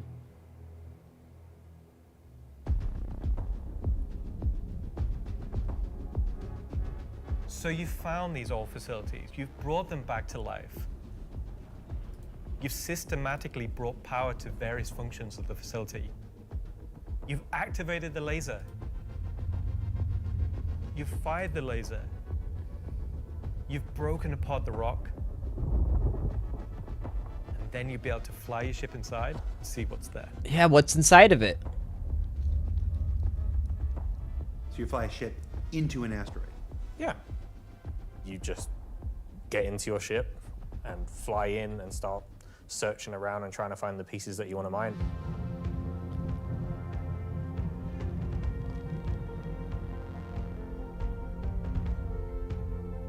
I'm really excited about Rockcracker because it's a sandbox activity. You can kind of go to these whenever you want to. This content is for players who That is so awesome! who enjoy exploration, investigation, and don't mind a little bit of FPS content while they're there. That is so cool! I gotta make sure that I got a full Very new squad. I need to experience have all of compared y'all to any with other me. asteroids, because this one, kind of like Alan and mine, will crack open and show its secret. And one presumes you can make a decent amount of scratch. Asteroid that's big enough you fly your spaceship into it. It wouldn't be worth doing if you couldn't make a good amount of coin. Yeah. Making promises for the econ team. Yeah. Making promises for the Incon team. It's for people who want a lot of minerals. When crafting comes in, when all the other Economy mechanics team and is probably features just that we want sweating in right now. They're 1.0 like, what the come in, fuck do we do? it'll be What a the place fuck where, do we like, do? an organization or a group of like 5-6 people could come and just get Cough up the money, streamer, man. I wish, man. I wish I had that money right now. I just paid all my bills, so I'm a little bit broke right now. So, that's a look at some of what's coming over the next 12 months. In addition to what we've shown, there'll be new mission packs tailored to the People's Alliance and their struggles. There'll be events that invest you into the evolving storyline of all 3 systems we'll have in the game. And of course, when we begin populating these with new planets, there'll be a whole host of ground-based POIs, settlements, and structures inhabited by those trying to make their way in the verse. And all of this in service of building star systems that complement the massive corporate yard of Stanton, the lawless ganking of Pyro, and now the new frontier of discovery for the NYX system. Pyro's insane. Shall I say ganking? You already did. I haven't even been inside of Pyro, but just from the gameplay that I've seen from it, it looks crazy. Good job, everyone. So yeah, a whole lot to take in there. Interstellar hauling is the beginning of a massive expansion to the mission system that'll let us connect these 3 star systems like never before. What else we got? Rockcracker. Rockcracker is just one of the next operations that'll be coming to the NYX system in the first half of next year, where you're gonna fly into an asteroid and do that thing that miners love more than anything else. Complain about PvPers getting in their way. No, I'm People like paid extras. And of course, one of the most anticipated features coming to Star Citizen, Genesis, and what that means for the planets of Star Citizen, including the ones already in there. So let's talk to Will Hain and find out more. And I'm just remembering that Will Hain is in France at the watch party. Okay, France. Ask Slarty Bartfast over there how they're going to use Genesis to update the planets and moons of Stanton and get back to me, all right? And see if we can get some fjords. What else we got? The CitizenCon Digital Goodies Pack. That's a hard thing to say. That went up for sale a couple weeks ago and has a whole bunch of mysterious items in it. And that's where I can tell you now that almost all of them are tied to the NYX system in one way or another. So let's find out what's actually in Who's there. that redhead There's, chick? She pretty. gunship flight 2 armor sets from that mysterious faction causing a ruckus with the Van Duel. And an Intersect BDU sweater and outfit. A couple of crazy weapons that I'm certain we're going to learn about in just a few minutes. Some slick Levski swag. And finally, to celebrate the long-awaited addition of the Van Duel to Star Citizen, a cool Van Duel knife and adorable plushie. I want it! Love and squeeze and cherish forever. I just wish that I could get my Valakart Pretty plushie solid back. haul for this year's Digital Goodies Pack, which you can still pick up right now on the RSI store. So now let's go ahead and transition into our next segment. Much of what you see in the show today has been the culmination of a lot of people's work in... What's up? All right, I had a dream about like this once. Yeah. Okay, so against everyone's better judgment, the thing has finally happened. Can I help you? How do you think the show's going? Good. We're getting the NYX star system, and the Van Duel are coming. Kind of been a lot of NYX, right? Well, yeah, but it's a major milestone, and it deserves a major showcase celebrating everybody's hard work. And you got more, right? Well, yeah, there's spaceships coming up. Cool. Wow, it's like they only scanned the original community portion of me. If pictures steal your soul, imagine what face scanning and PCAP does. Well, this has been super cringe. So I'm gonna head out. I'm head out. Yeah, thank you. Regular CitizenCon is still better. You should have done that. Of course. Thank you. Part of me that isn't a soulless marketing puppet. All right. And it got the puppet there too. No. Let's just go to some spaceships, shall we?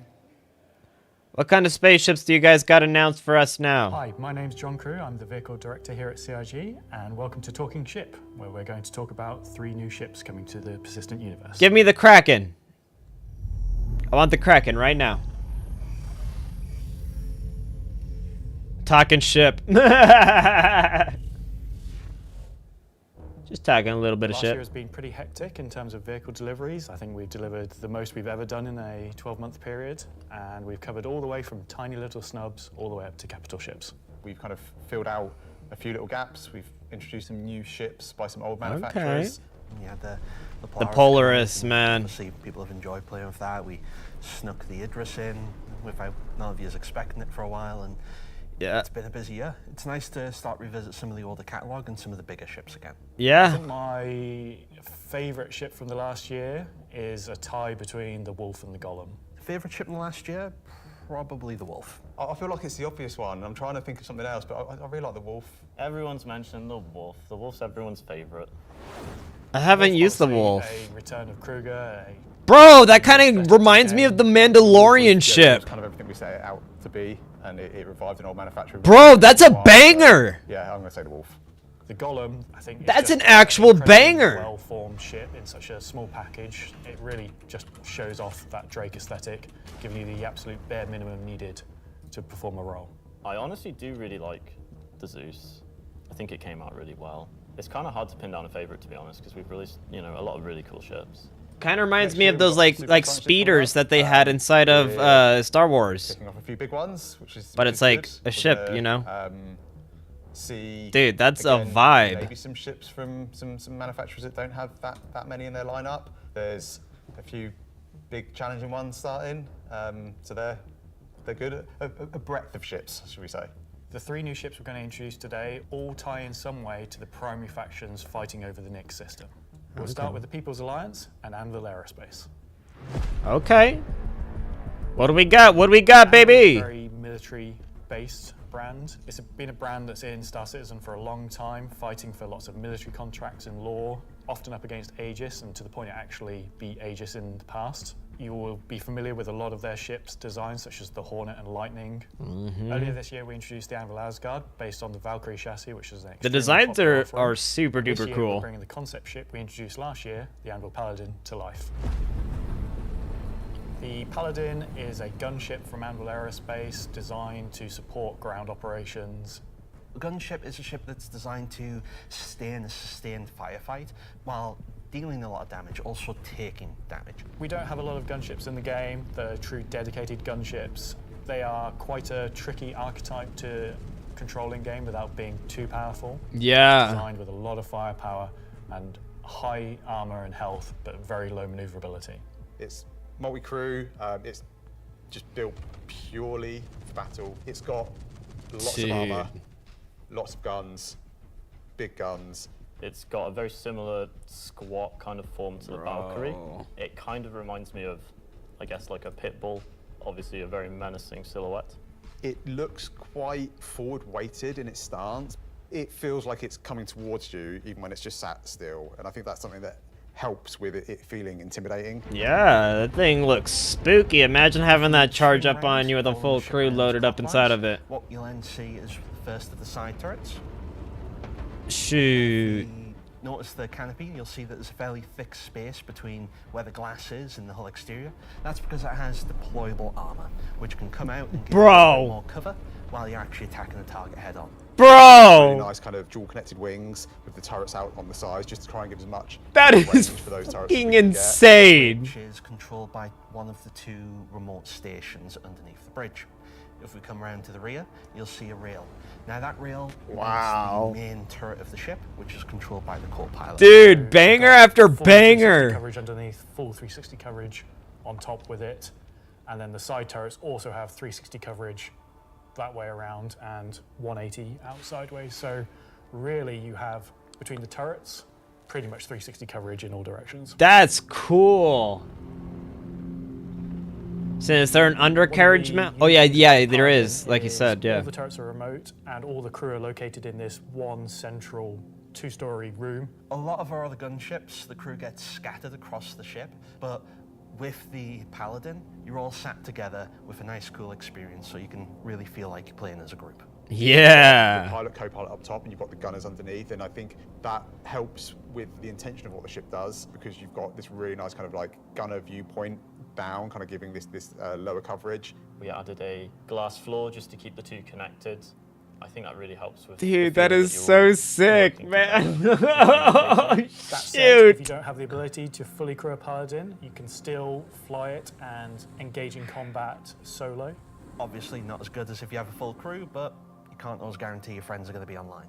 Yeah. As a solo ship, it's pretty capable of doing a variety of missions within Star Citizen. So if you want to run this ship solo, you can take on combat missions that, say, other heavy fighters like the Scorpius or other ships such as the Drake Cutlass could do. Dude. Coming aboard the Paladin, you enter into this sort of armory ready room area. You have a variety of suit lockers and weapon racks in this room. Everything's very Dude, that's militaristic, cool. stripped back, it's simple. It's a very functional space. Full but you'll weapon find racks everything all you need. throughout it. One of the improvements from the original concept is we've added a small dedicated cargo bay area, allowing you to store actual SCU crates. No way! Is the routes to the lower gunners. And It's then actually got a little bit of upstairs, storage inside of you it too. have That's the nice. storage area. And then off that central area, you have the. Oh, there's my living space quarters whale on the plushie. I left want and it. the right. And then at the rear, you have the main sort of engineering area where the majority of the components are. Also within the upper traversal area, you also have a little breakout area with seating, food machine, toilets, Okay. etc. Nice. I think it's a very So I can cool take a looking ship. fat I think dookie we in did a really nice space. job of taking what was there in the concept and adding an extra level of detail and trying to kind of push things forward. I think it hits the nail in terms of a really solid military ship. It's really complementary to some of the other ships in the Anvil lineup, so something like the Valkyrie. Yeah, like if I was to think of like a military the spaceship, this pilot is there, definitely what I would Make sure imagine. it's safe, make sure no one messes with you, and just basically scare people away. That is The thing I like most, crazy. I think about the Paladin is that it's very clearly got a crew of 4, and they all kind of work and operate under the same conditions. You know, the See, that could be pilot, us. co-pilot, and the 2 That could gunners, be they're us, basically guys. all equal on the ship. There's We one could all toilet, be everyone's got the BFFs same flying style of through thing. space, When they're at work, murking everyone's at the front everybody of the for ship no together. reason. It's really odd to me that you call that, you like that there's one toilet for 4 people.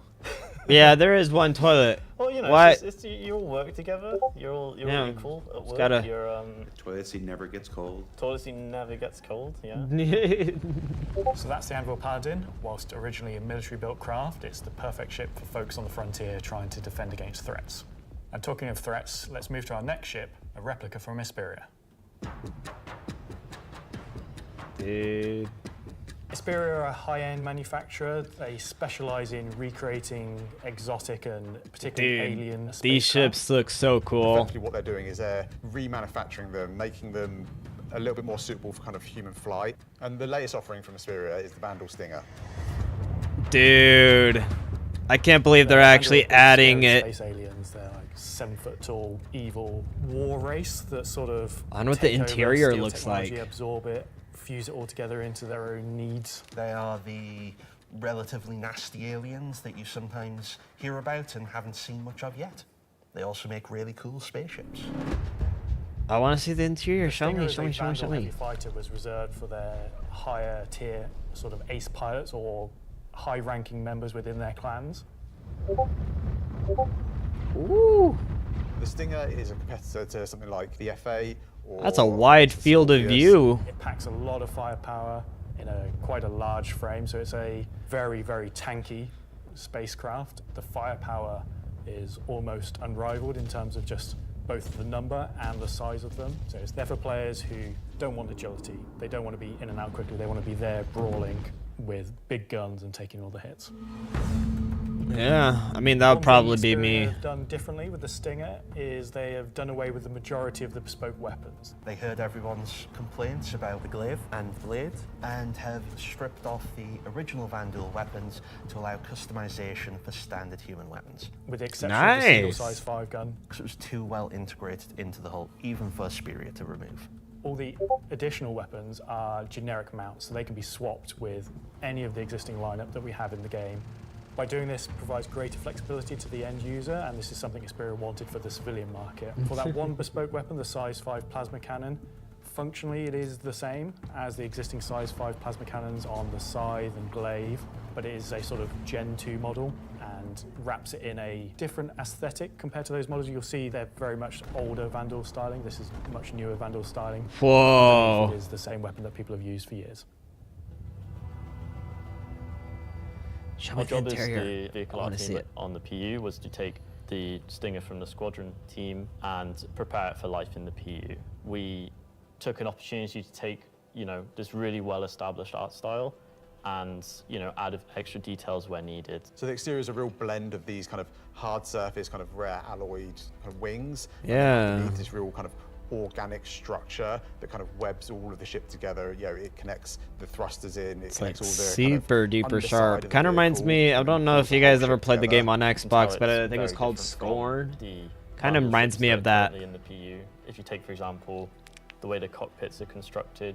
Up at the front, we've got this big kind of bubble dome that gives the cockpit quite a unique shape compared to some of our other ships, and also gives the pilot a unique position within the ship and kind of gives great visibility out the front. Yeah. Boarding the Stinger is a little unusual compared to other ships, obviously being alien in nature. You're going through a ramp at the rear, and it leads you kind of straight up into the belly of the ship. That's so crazy. Lots of organic detail, rib cages, kind of strange alien forms. Yeah, And it's you like can't almost like really it's see it alive. towards you, and you kind of climb over the back of it a bit like a motorbike. You're basically riding into the cockpit. Oh, It's very cool. much like you're being carried inside the cockpit. Go Into in the full Akira traditional mode. prone flying pose that Vandal pilots use. Now that is something. I'm very happy with the Stinger. I think the team have done a really good job of making something that feels different, it feels alien, but it suits our lineup of ships and it suits our universe. I think the guys did a really good job of respecting the direction and vision from the original Stinger and Vandal ships and Squadron. We've tried to take a lot of inspiration from movies and other science fiction material, but I think it sits well within the Star Citizen universe. So we have the Paladin for the People's Alliance. We have the Stinger for people that really like Vandal and want to try and pretend to be them. But what about the other mysterious faction we have running around? So Gray Chowdhury got his start as he was working at a cargo center out in Odin. He started being able to get his hands on some stuff that other people couldn't, items that necessarily you couldn't find on a store shelf, but you wanted anyway. I think Gray is interested in, happy customers. Gray just sees themselves as a conduit to get these things in the hands of people who would appreciate them. And I think that his latest offering is really going to turn some heads. What's he got? What's he got?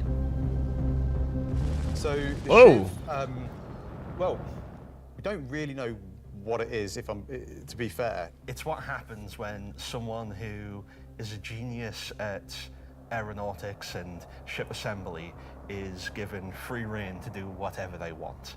It's Okay. the best of whatever they can find lying around, put together. Bro, what the Unique, fuck? Wonderful, arguably beautiful, and just released out into the universe to see what happens. What kind of freaking weapons are those, bro? To the exterior of the Shiv, I think most people will probably recognize there is more than a fair proportion of a cutlass visible there, but it's had quite a few changes to it. As you look a little bit closer, you'll start to pick out elements from other ships. You've got, main thrusters that are from the Valkyrie. Even the bits that are obviously a cutlass have had panels welded on, panels removed. The top turret, which is now remote, is Are they- this hodgepodge amalgamation with multiple other ships' turrets. And then the changes continue onto the inside, where again, They're it legit sort of giving feels us like cutlass-like, but then proper like refined. shipbuilding. There's bits of Crusader ships just integrated into the wall instead of what was there originally. It has lost its side entrance, some of its cargo capacity, but what it's gained is it's gained visually more powerful thrusters. It's gained a really kind of nice set of belly thrusters. Listen, or is this like a separate ship entirely? Maybe I'm As ever thinking about it with wrong. the Am I thinking about it refined wrong? I work think so. From Gray's Market, you can see that great care was taken to the health and safety to ensure that there's no trip hazards anywhere. Okay. There's like loose cables, panels are exposed. If you look carefully, you'll notice there are like tools laying around in the cockpit. He's going to toilet. That is a toilet. Bucket. One for doing stuff, and then you need a second one to wash your hands. It's not an animal. It is very much taken that ethos of Drake and moved it down a level, which I think is quite an achievement. Just look at this thing. How do you even begin to describe the madness that Yeah. created this? It's the Shiv. I love it. I love it. This is something new and different for Star Citizen. Where did it come from? I'm not going to answer that. Just nothing. Just No comment. No comment. Gray goes to places and talks to people. I mean, you know, there are just many ways to find these things that, you know, I mean, are they legitimate, you know, manufacturers? No. Maybe. Are they operating on the right side of the law? Maybe not, but, you know, money's money. Money's money. Does Gray have a motto, an ethos to live by? It probably comes down to, don't ask where I got it, don't ask how we got it. Don't worry about it. Just ask if you want it.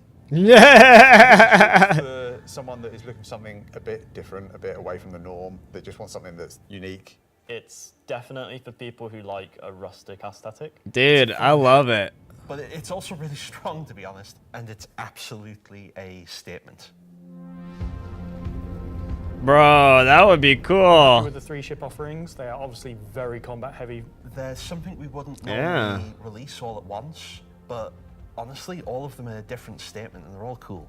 As always, super excited to release these ships into the game and just see how players react and play with them. It's always fun to see the quirks and the shenanigans that people get up to with them. So that's talking ship for another year. So,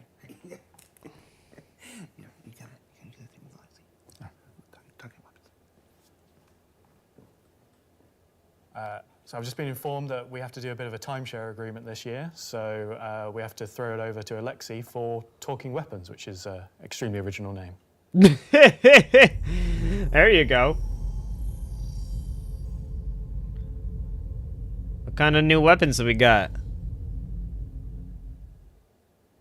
I'm talking about the new edition that come out in October.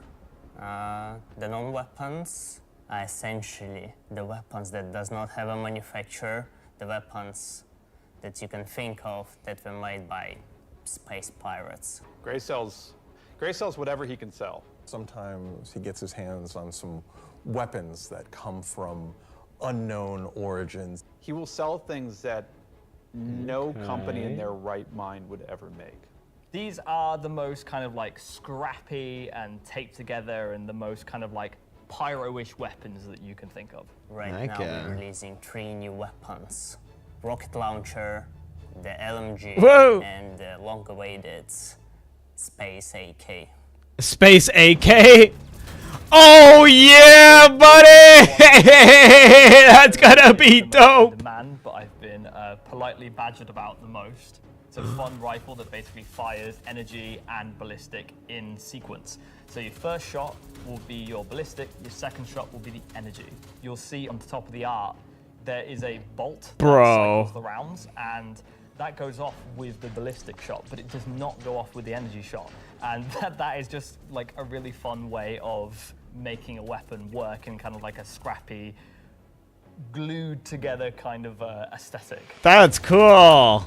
That's really cool. The LMG, this thing is a really fun, slow-firing, hard-hitting beast. I was gonna say. 50 cal, and the only other weapons that have this right now in the verse are the Bearing sniper rifle and the Coda. Honestly, if you even get hit by one, you just instant tier 1 injury, back to medical. God dang.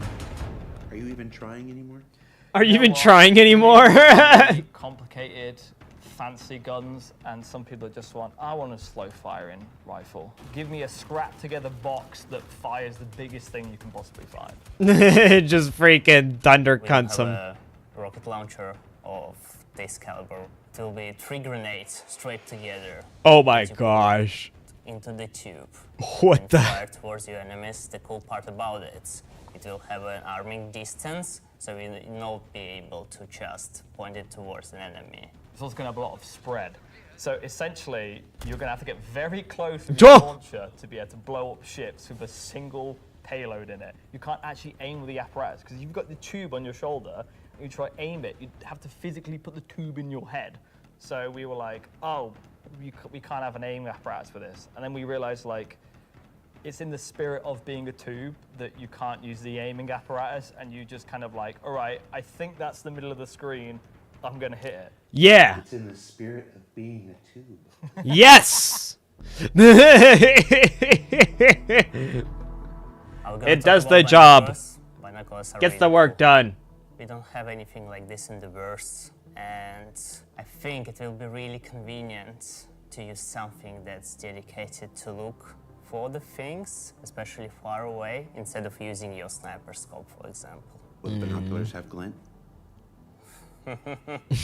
I'm not aware of this one. Probably not, because binoculars are not something that you need to be aware of. It's really funny because obviously, due to Glintgate, as I beautifully internally call it, basically there was a lot of community feedback basically saying like, oh, I really like spotting people. I really like playing a spotter. And essentially I was like, oh, this community wants to be able to spot people from distances. And what can we make gadget-wise that doesn't require new features? And it was like, binoculars. Yeah. And I prototyped a thing which essentially was just a scope in a hand, and it worked.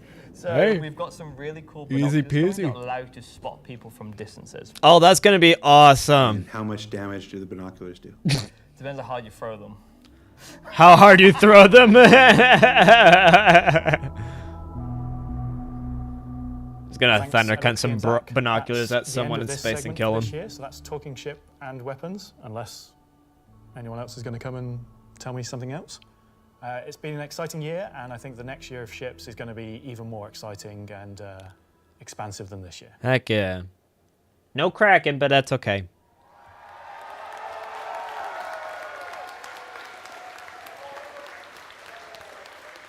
Woo! Well.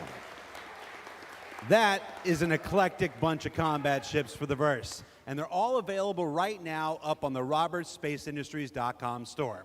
Also, any minute now, there's going to be a PTU drop that includes all three, so you can fly them now ahead of their release next week when Alpha 432 goes live. Yep. 3 combat ships. I wonder if they'll have any additional uses coming up later in the show. That's a hint. All right, That's a hint. What else can I shill? Oh, there's merch. We've got these cool new Levski desk mat things. These are always popular. Oh.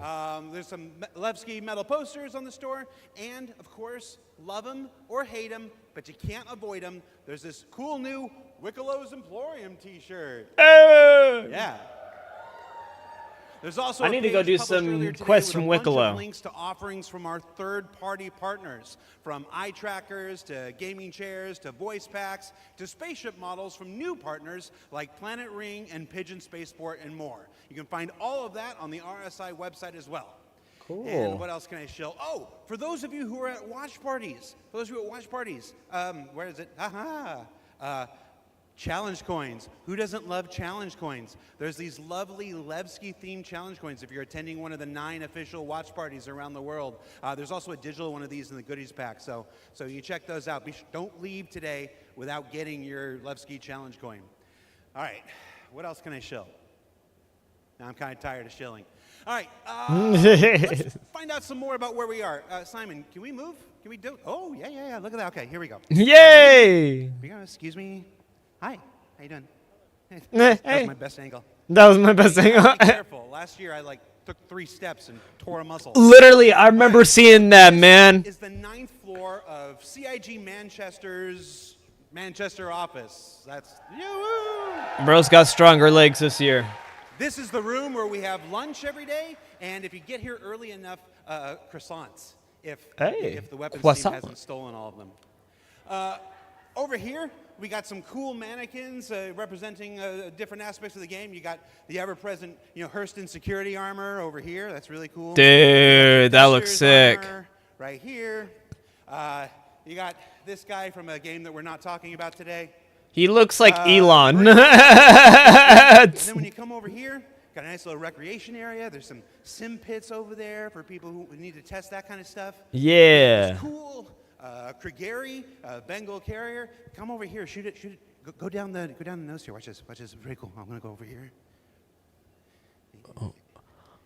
No way! You can see all the way through to the end. That is so cool. Yeah. And what are you doing, Richard Towler? All right. I thought that John went to Washington D.C.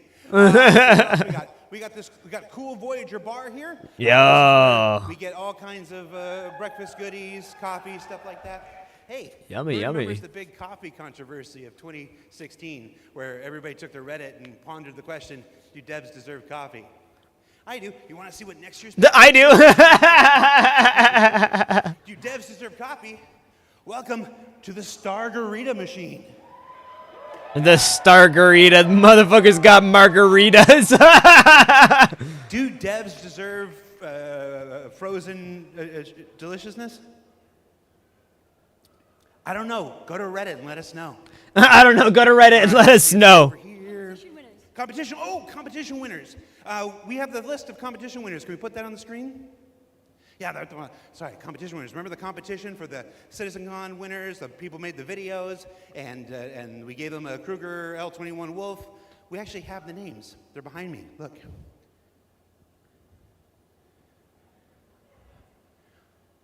Oh. All right, that's cool. Also, everybody's got food. Do I have food here? Oh, somebody's supposed to save me pizza. All right, so we got. Oh, you guys saved me a lot of pizza.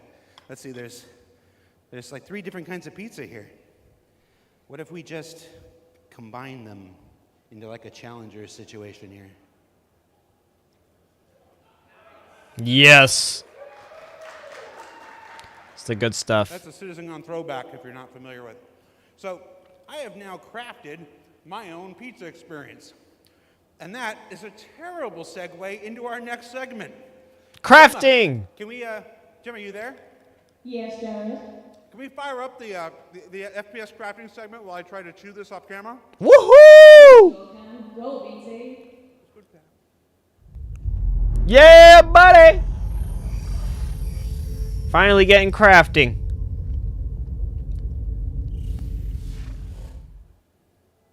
Star Citizen, at its heart, will always be an enormous sandbox experience where you can set out to tackle the universe in whatever ways you want.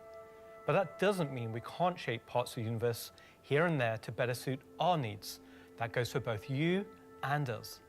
Let's start this part of the show with a look at how crafting is going to change everything from resource gathering, refining, and even combat when it comes online in the next few months. Okay. I can't wait, man. Crafting is going to be quite small in scale. We're going to use it as a kind of a concentrated effort to allow the players to experience the initial UI, the flow of gathering materials that have different quality, and using those to craft items which are better than what they have currently in the game. The first version is going to be primarily FPS items that you can craft, weapons and armor. Yeah, dude, that's gonna be so cool. Crafting is our primary progression mechanic. Star Citizen isn't your standard MMO. We don't have levels. We have ships, we have gear, we have things that you create in the world, you perfect, you research, you improve. And those items, those ships, those vehicles, the armor and weapons, that's how you progress in Star Citizen. Man, that is so Crafting cool. isn't just a progression mechanic for creating new items. It's also a fundamental change to how we handle resources in the game. The materials that you collect, how you refine them, quality matters. Crafting the weapons, you'll be able to have some quality materials to influence the item stats on those weapons. It'll be somewhat random, potentially weighted on the location of the material. Some will have a higher chance of higher quality. And once you take those materials to your crafting bench, the fabricator, you can use them to craft, and the different attributes will be increased based on the quality of the materials you use. It's not just iron ore anymore, it's iron ore of the quality that you know will get you the stats for the item that you desire. And it's not just mining, it's essentially every resource we can get our hands on.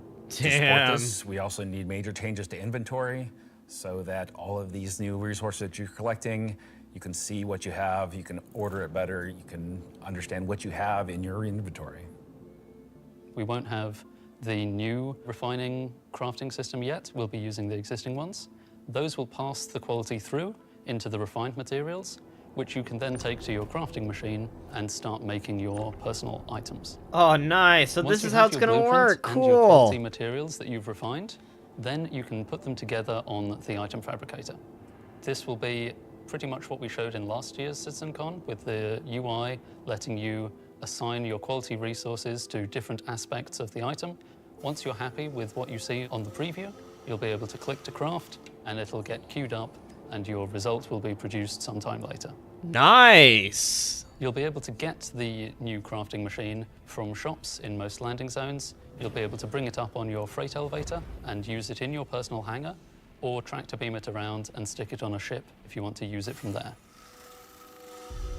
That's gonna be so cool. There'll be a small amount of blueprints you get credited to your account just to test and mess around, but the vast majority of them will be earned through missions, and then you can use that blueprint to craft the item that it is that you've got the blueprint for. So it should be a good reason to go and test all the different various missions in the game. Heck yeah. The advantage of crafting your own items is that they'll be better than anything that you could buy from shops. You'll be able to increase and improve item stats that are relevant to your gameplay. Dude! It will shoot faster. Maybe it'll do some more damage, or your armor will have greater resistances against environmental effects or incoming fire. Yeah. You might be wondering, what about the upgrade and research? That will be coming in a subsequent release.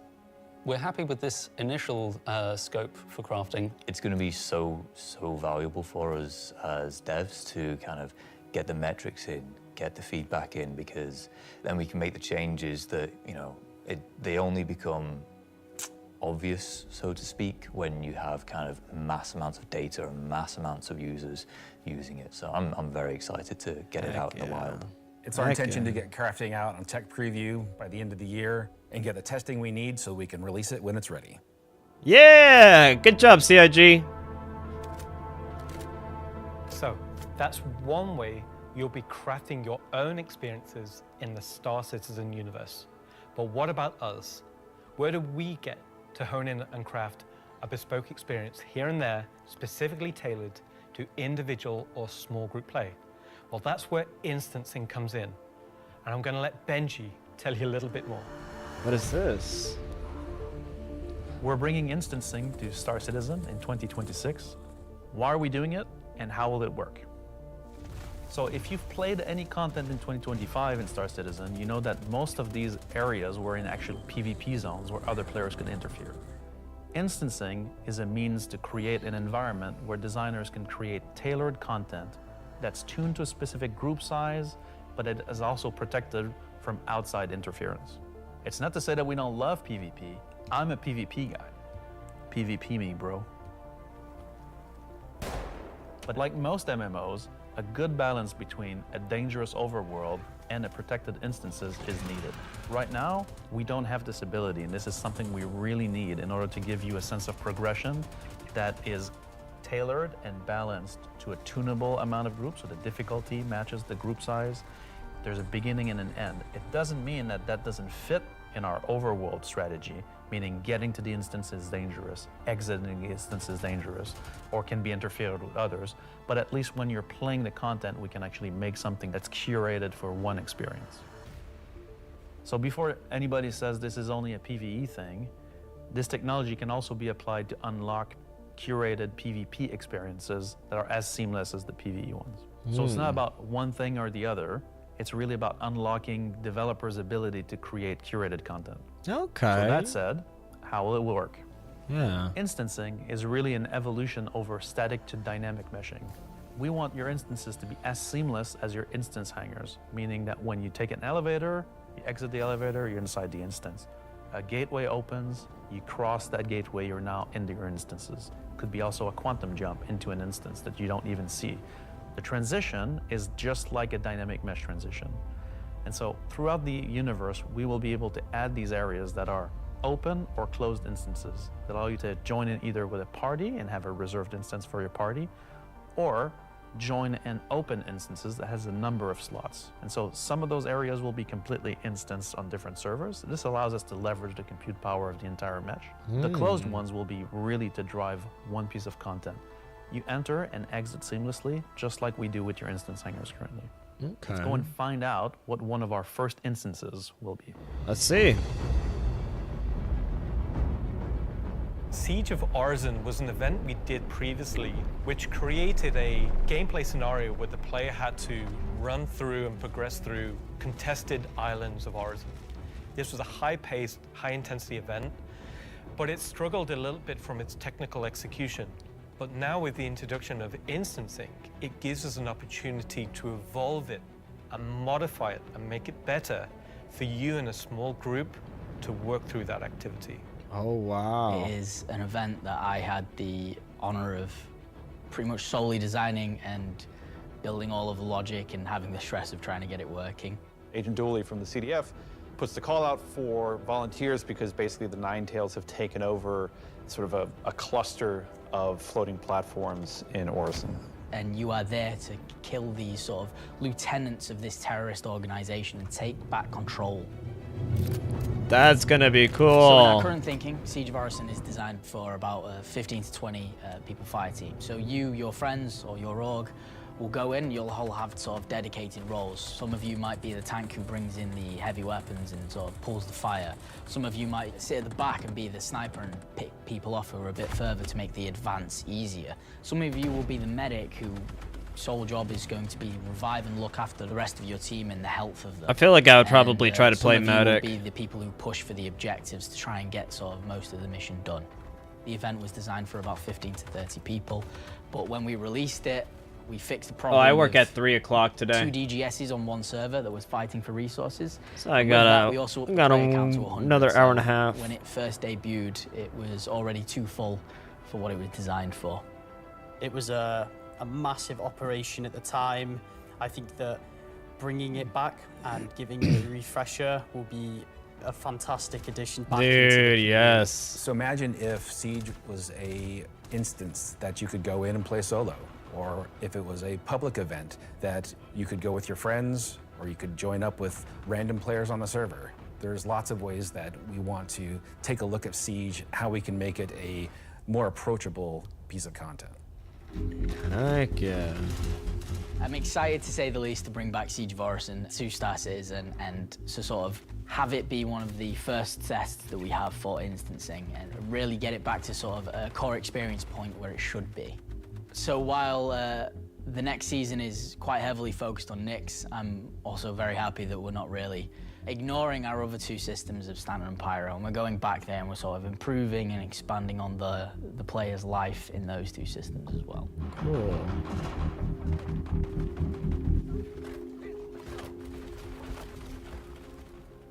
Yes, and while things like Genesis, interstellar hauling, crafting, Siege of Orison, and more will reveal next year, we'll continue to bring life into the existing universe outside of NYX. There's still one more exciting use for instancing we're building right now.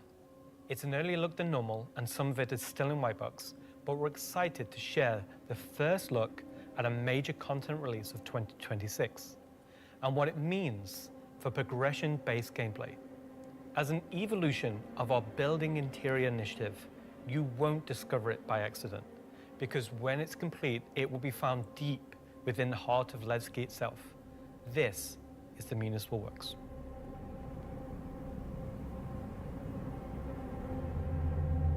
So inside the facility, you'll find huge vaporization chambers, old processing plants, industrial tunnels, and eventually into the old turbines, which are still pumping heat into the old rock.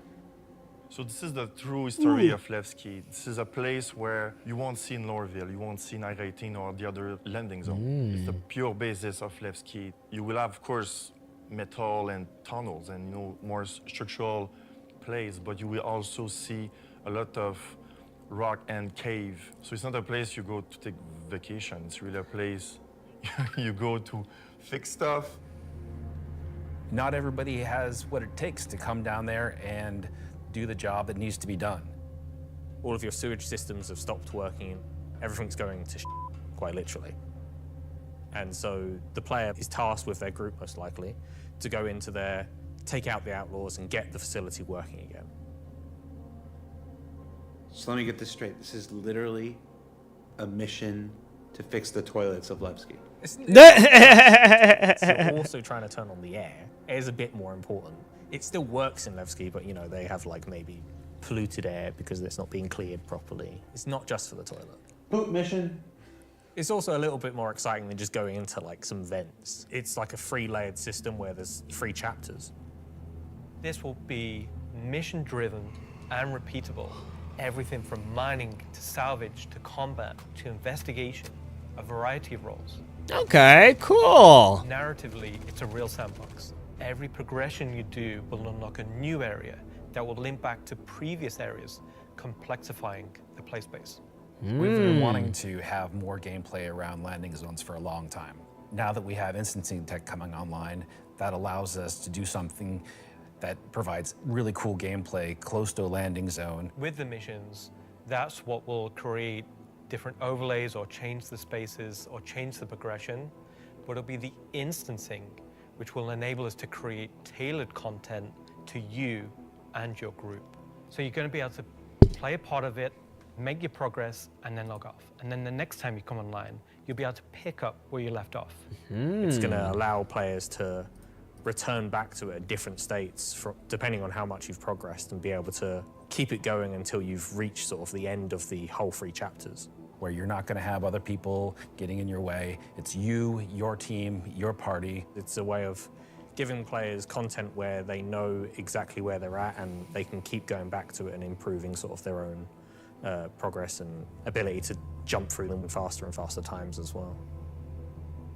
So that's a look at how we'll be allowing players and developers alike to create more crafted experiences within the greater sandbox of the persistent universe. That's gonna be cool. Is that it for me at this point, Jared? Almost. Throw it back to me, and I've got one more for you after this. Back to you, Jared.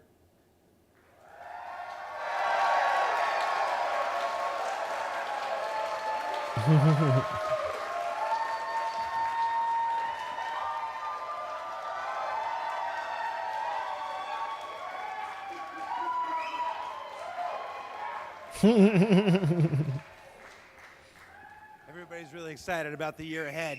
So that's a brief look at some of the ways in which we're allowing you and our developers to craft a more curated Star Citizen experience. That's gonna Now, be At neat. this point in the show, we are in the home stretch. We've got only one more segment to go. But before we do that, we wanted to check out. We said earlier in the show that we would look at what you were saying during the show.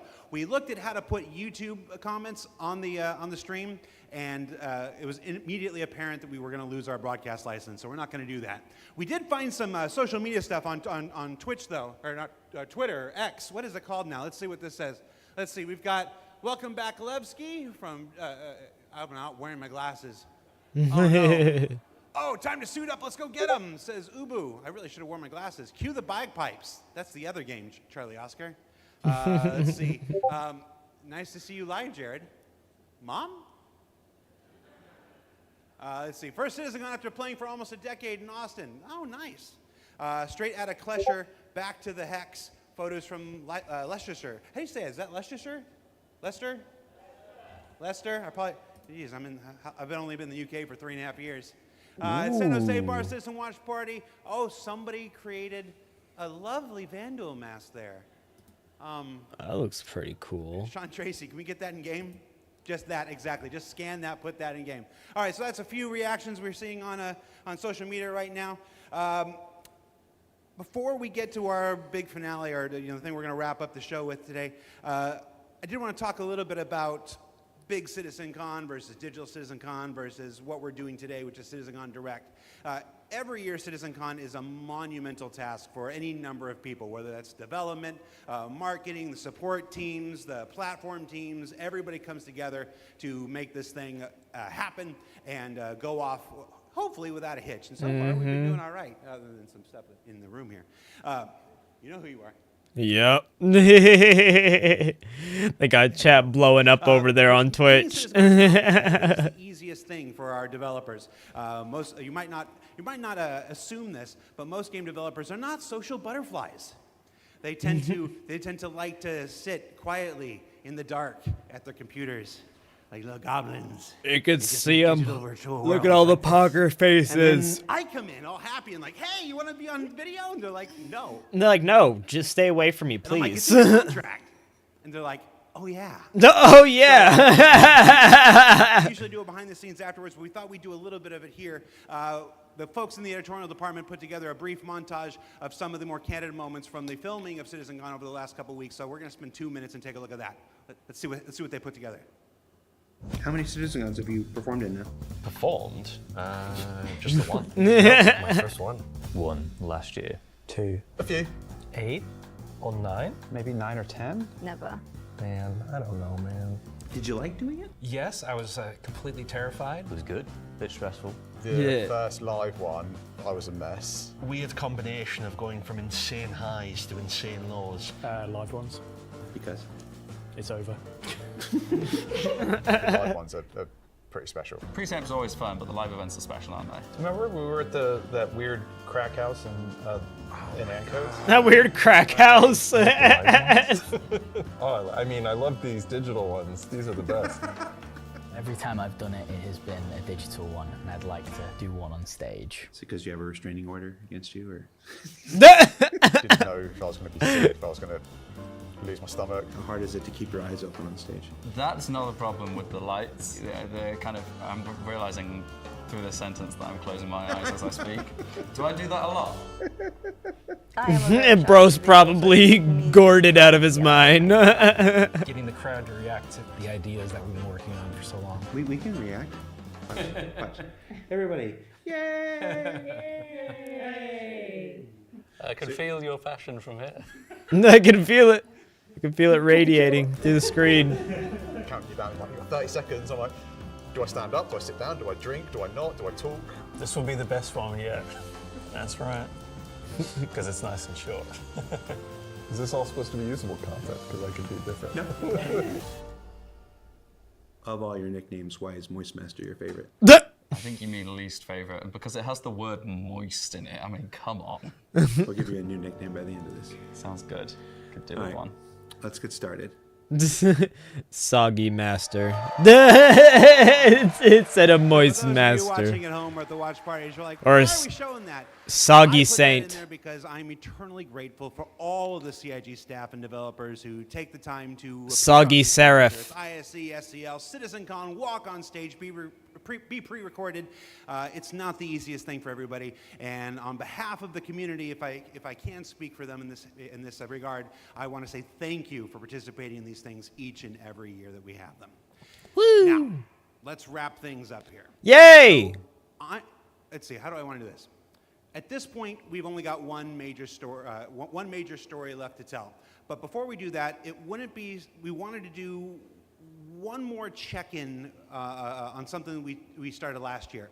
Last year, Rich Tyler took the stage and presented his roadmap to 1.0. We didn't want to go an entire year without talking to the senior game director himself to get his update on that 1 year later. So we're going to throw it to him. Oh, heck no. Heck no. And when we come back, we'll say our goodbyes. And it's time to get. I am not hopping on Rivals at all for the next week, at least. From 1 week ago.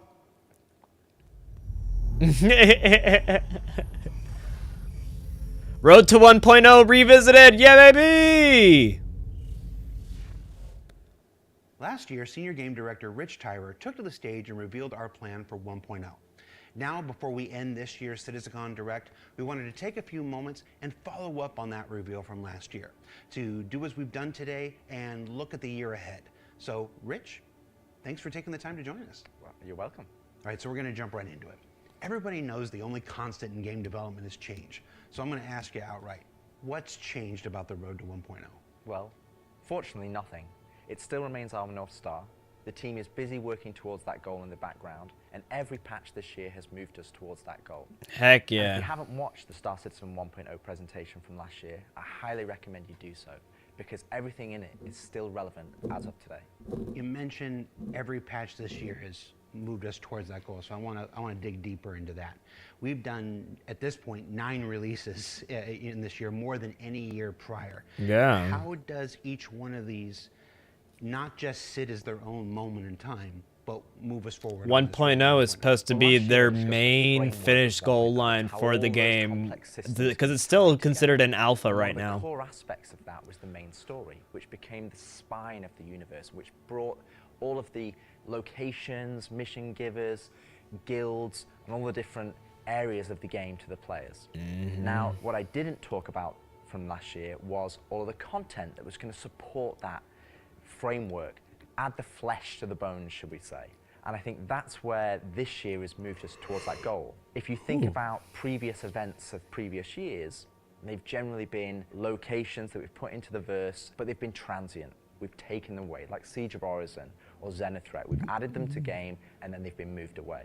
And I think with the addition of the patches this year, when you look at the Hathor facilities, Onyx facility, these are permanent additions to the world that not only have their own story, as when we release them with the patches, but they'll also become points of interest and areas that the larger 1.0 narrative will utilize. Yeah, so it's not gonna be just like a single event kind of situation. We're able to actually go through and have repeatable quests and stuff. Players can do what they want. They can bring their own story to the verse, and that'll never change. But how important is it that we also build this concurrent narrative of our own, this crafted experience, if you will, alongside that? Well, we're trying to create a living, breathing universe. And that includes both the player stories that you mentioned, that they can go and enjoy and create their own memories together. But it also means that we want to have a universe that gives back.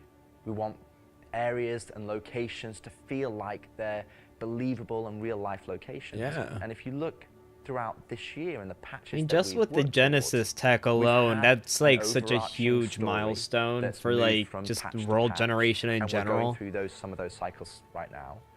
We've also been introducing mission content that has fully voiced dialogue and facial animation, which allows us to inject some of the meaning and the why to what you are doing as a player. They didn't have one of the watch story is parties for me. integral to I don't Star know where the Citizen. watch It's a parties were. connective tissue that ties all of these different complex systems together, because it takes players on that journey throughout the game. I could have gotten that coin, man. I could have. I could have. Story into the verse. I think people are really responding to it. So everybody knows, and you mentioned just now, that this year we changed a whole lot about how we operate and how we release. I it. should How do you have think bought that- myself I a think it's gone very $700 well. plane ticket. I think if and should have the just went mantra there. that I've always been pushing this year at the beginning of January was patch always goes. And I think this year has seen a different development strategy for how we've been moving the game forward. That's where this different strategy has allowed us to really take a wider approach.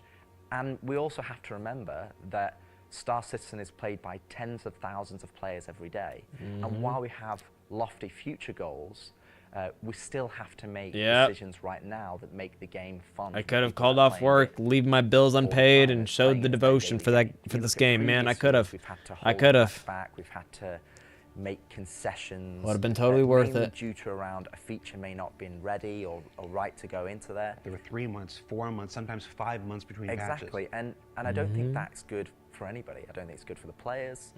I don't think it's good for the development team. Especially I when think you're it's working with better an to have MMO a game. regular cadence of drops. Like if it's a One solo good player example game, you is can this kind of year get with away Align with a of couple Mine. patches People every probably don't know, like but Align of Mine, so when you months turned and on the stuff, you laser, know. it was actually supposed to reveal the Are sound. you effects. talking Align about Mine. freaking And I played Hassan, it, that piece of and shit? Didn't hit the quality that I wanted. Hassan is a garbage human being, So we man. changed. No one And can I tell me figured out, otherwise. And I made that decision alongside Chris and Erin. and we've held that Bro's back, whole and we've been entire working on personality is towards just built off of rage But I baiting think the left and the definitely right. regular He likes to cadences believe that he's some have sort of had multiple moderate, benefits, but and like I he's said, literally the most I wanna dispel a myth extreme right fucking here, right individual now. you can Like, find. Features are still being worked on quite heavily in the background, from radar and scanning, in FPS, the new quantum, to inventory, engineering, and crafting, Literally. and all of those features are going to be coming very, very Instead of soon. money on a Minecraft server, more McDonald's. You know, I'm gonna be honest, I'm not gonna Woo! sit You got to here get that and say $1 million that if I was grand to go back prize, to the man. start of the year, I would hope that we would have released more features, but I also think every decision we've made this year has been through the lens of making the 500 Big live experience Macs. as stable and as good as possible. Absolutely. All right, so that's a bit about the year before. And the year before has been, I've said this before, I've said it internally, I've said it out there, I'm going to say it right now again on camera. I think this has been the best year of Star Citizen ever. Yeah. I'm willing to look right into the camera and say that. The player numbers are up, engagement numbers are up, the length of the play sessions are up, bug numbers are down, 30K is gone. It's been a solid year. But Yeah. CitizenCon isn't CitizenCon without talking about the future. So I want That's kind of crazy. I haven't received a 30K once. We've talked about this more diegetic, immersive universe and adding voice lines and stuff like this. Now that I think about it, you know, Where do we go that's pretty from insane. here? Obviously, that continues. But what more are we going to do to make this universe seem alive and real and breathing? I think the biggest thing is to start having that conversation be two-way. So if you think about this year, like you mentioned, we've been having fully voiced NPCs, but a lot of those missions and those NPCs, they're talking to you, they're talking at you. Right. You Yeah. don't get to talk back to them. Now, obviously, you get to interact with them through your actions, you get to go and do their mission, and you get to move that along, and then they talk to you again. But it's a one-way conversation. We're missing that conversation wheel. Exactly. The Yeah. next part would be physical mission givers. That's something that we're going to be working towards very soon, with Battaglia being the first one coming back in the verse. And just to be clear, we will be bringing all the mission givers eventually back, and we want them to be an integral part of the verse and the story that players go and enjoy. We want the locations to be brought to life, and as we mentioned last year, we want to have interactive scenes that you can go and be part of. And obviously the full end goal is towards, you know, to have cinematic stories in the game, and that is what we're going to be pushing towards. Everything we do, every decision we make, is through the lens of moving us closer to 1.0. You know, I was honestly kind of hoping that they would have talked a little bit more about, like, the Star Wars segment of them talking about, like, the different types of clothes and different types of armors that you can get, because I feel like there's so many, like, different things that you're able to do for that. That's what we're going to be moving forward with every patch next year as well. And remembering when mission givers were first introduced, they sometimes became a bottleneck. Is there a role in instancing, which we learned about earlier today? Is there a role for instancing in that, in helping with mission givers? Yes, partially. It will be one mechanism that will allow us to have players go to their own individual area of the verse, have that conversation, and then go and continue on into the open world environment. Cool. So I think that's where, when we look at instancing provides us one tool that allows us to remove that bottleneck and provide a more seamless experience. Yeah. Happy you said that, because that's one of our last topics I want to get to, is how we reconcile instancing with the persistent universe. Like, for the last 10 years now, we've been building this giant, seamless, persistent universe where everybody can come in and play together. And it would be easy to have a first instinct reaction to the idea of instancing and say that's antithetical to Diet Star Coke. Citizens. But you mentioned last year Ew. these three pillars of 98 Big Macs and one large Diet Coke. What are those three pillars again, and how does instancing fit within the greater design of Star Citizen? This is So the Bro's three pillars I order from mentioned last year McDonald's. were open world. That's just like the missions you love today. You can go and play. There's Oh other my players God. there, and you can go and enjoy that together. Then we have instancing, which I'll talk about more, but similar to municipal works that we've talked about previously. And then the third pillar was dynamic content, which would be content that's generated by the activities of the players. And I think it's very easy to become myopic around one specific thing when we're talking about it a lot. when it's the next Surely stage one of our those is gonna development. have a winner, We could right? reverse it. We could have It's like made the a game biggest that was thing you all win instant, is like a free and hash then brown. I'd come on camera and say, hey guys, we're going to start doing it open world. It would be like, oh, is the game changing? Are we doing open world now? Is open world the new, you know, Bro's North Star gonna that's win gonna a take us this free, way? And it's another not. large It's free just Diet one more Coke tool that's gonna out of the allow us 500 Big to Macs. offer different He gets a free Big dynamic Mac. experiences for players to go and engage in. Now, when I talk about instancing isn't always what you'd imagine as a solo instance experience where it's only just you. We're going to have several different versions of instances. Some are going to be closed instances, which will be like the new player experience. We'll be able for you to go in by yourself, for us to Buy teach you the 98, ropes get one in a free. safe environment so you can understand how to play the complex game that we've made. But we'll also have open instances like a cantina or a bar where we might say, hey, we only want 50 people to come in here because we've got mission givers and we've got NPCs to talk to, and you would just walk in and it would be seamless. You wouldn't know that there was an instance, you're not going to get a loading screen, you would just seamlessly walk into that location, it would be full of other players and NPCs, and you can go Man, this enjoy the got content. boring And fast. that's something that instancing is going to provide us. It's going to give us a tool to offer. I understand about your instancing, brother. It allows us to create experiences Am I able to fast forward? that are different to the open world experiences that we've already made. Let me fast And forward, it's not man. To say that we won't continue our Let's open go look at the world comments. Let's see what the or comments are only do saying. Instance content. It's going to be a mix.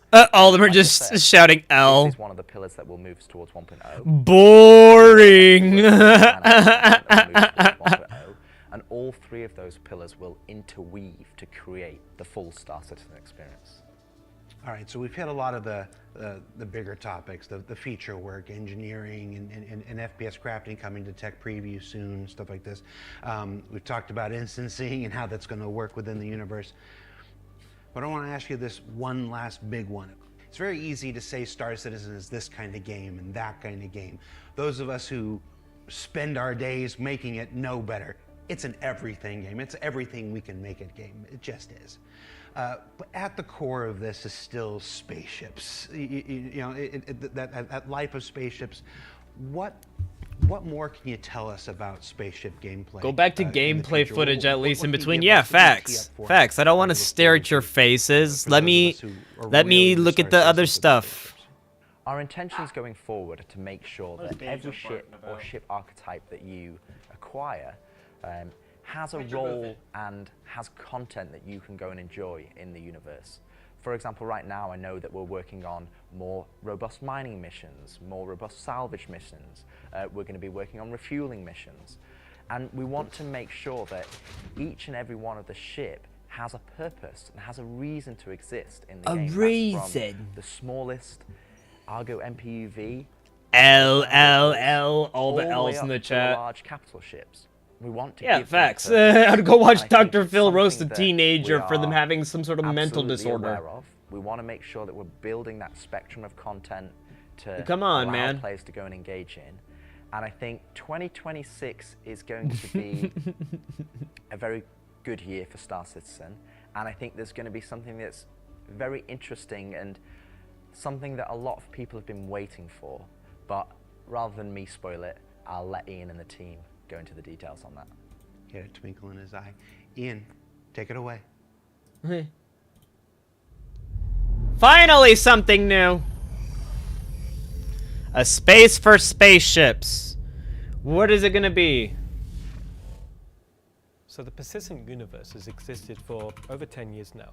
During that time, we've created lots of gameplay systems, we've added hundreds of locations, we've added lots of mission activities for different purposes: combat, cargo, mining, salvaging. But for combat ships, the only thing you've been able to do is fight other combat ships.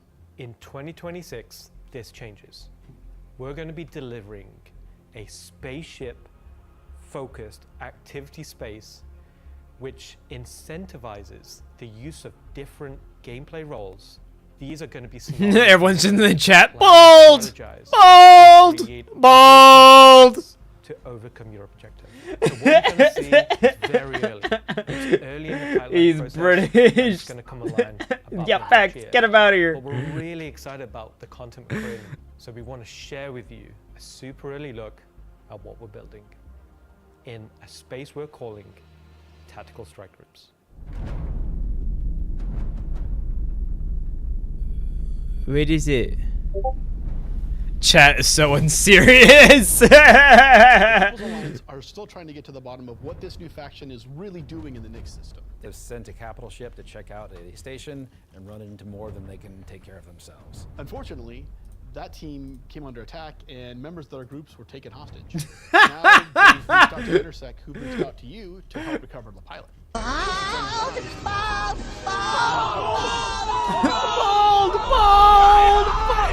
When you arrive, you will have this big asteroid, and on this you will have this space where you will find Oh my three God. big arms.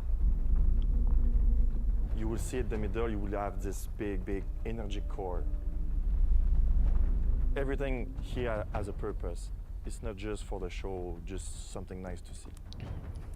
You'll see a People's Alliance owned Idris that's just on the outside, and it's going to be getting harassed by Oh, this shit. unknown faction that you have met before. So your first objective here is to clear out the ships. There'll be waves of these ships, so this is what you want your light or your medium or your heavy fighters, whichever playstyle you prefer. Woo! So while one part of your group is dealing with the fighters, now it's time to actually assault the station.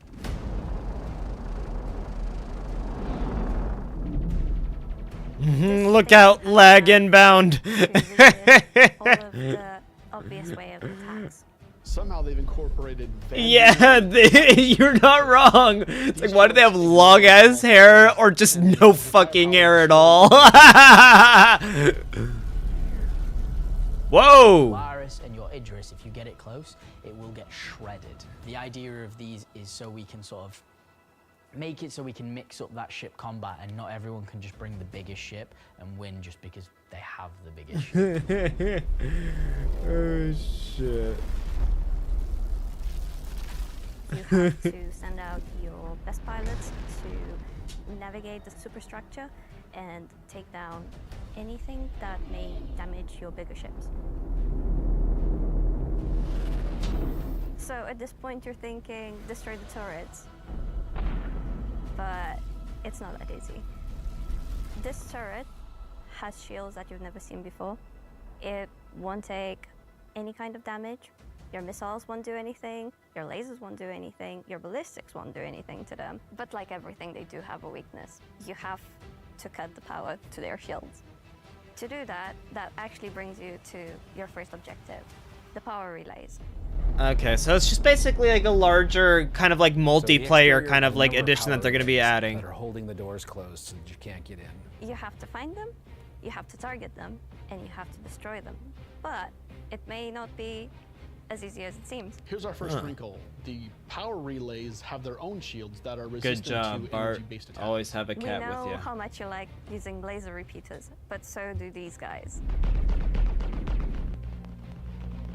Capital ship can't get close enough because of the turrets. So ships with explosive or ballistic ordnance will be needed here. That's torpedo ships like your Retaliator or Gladiator, or even another fighter with ballistics loadout. That's going to take you a while. Damn. That is so sick. Once the power relays have been taken down, the station opens up. And this is where things get really cool. Now it's time for you to fly your ship inside the station. Yeah, you, in your ship, fly into the superstructure of this station. How cool is that? I feel like this is a proud dad moment. We're just going to call it what it is. It's a So trench the run. shield power. Does shield have its own power? Yeah. The shield power relays have shields. So why don't the shield power relays have shields have its own power? What the fuck?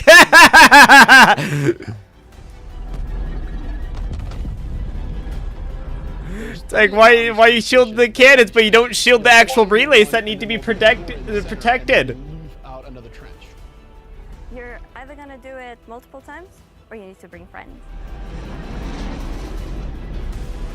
At this point, the core is still protected, so these are essentially strafing runs. objects to avoid. You're going to have to be able to dodge. You're going to have to move quickly. You need an Oof. agile ship. Yeah, that's gonna be real hard. Because the shield generator that you're targeting is emitting lots of distortion damage. Oh man. So once the cooling units are out, that exposes the core to overheat, which means that you can attack it from the inside and also from exhaust ports on the outside of the station. This core is Whoa. armored and just takes a whole lot of damage.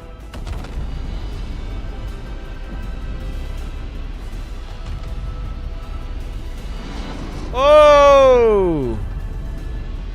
Once the power core goes down, the turrets come down, and then the capital. Yeah, this is pretty much just Star Wars. Star Wars Trench Run all the way. Because during all of this, you spend a lot of ammo and munitions and ballistics, and you're going to want to top up. This is where we're gonna get our new feature in.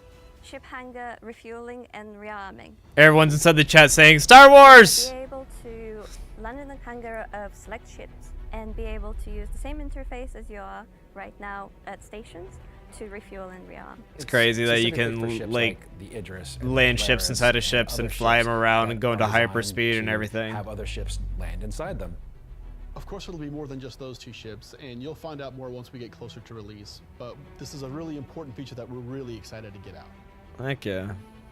If you're not bringing your own Idris, the People's Alliance has a Idris there that can provide a safe port in a storm, allow you to set back up and head back out. And it's a good thing that you Lego bring Star on Wars the has ability to trained me now for to this. attack the People's Alliance Idris. I am ready. I am absolutely ready.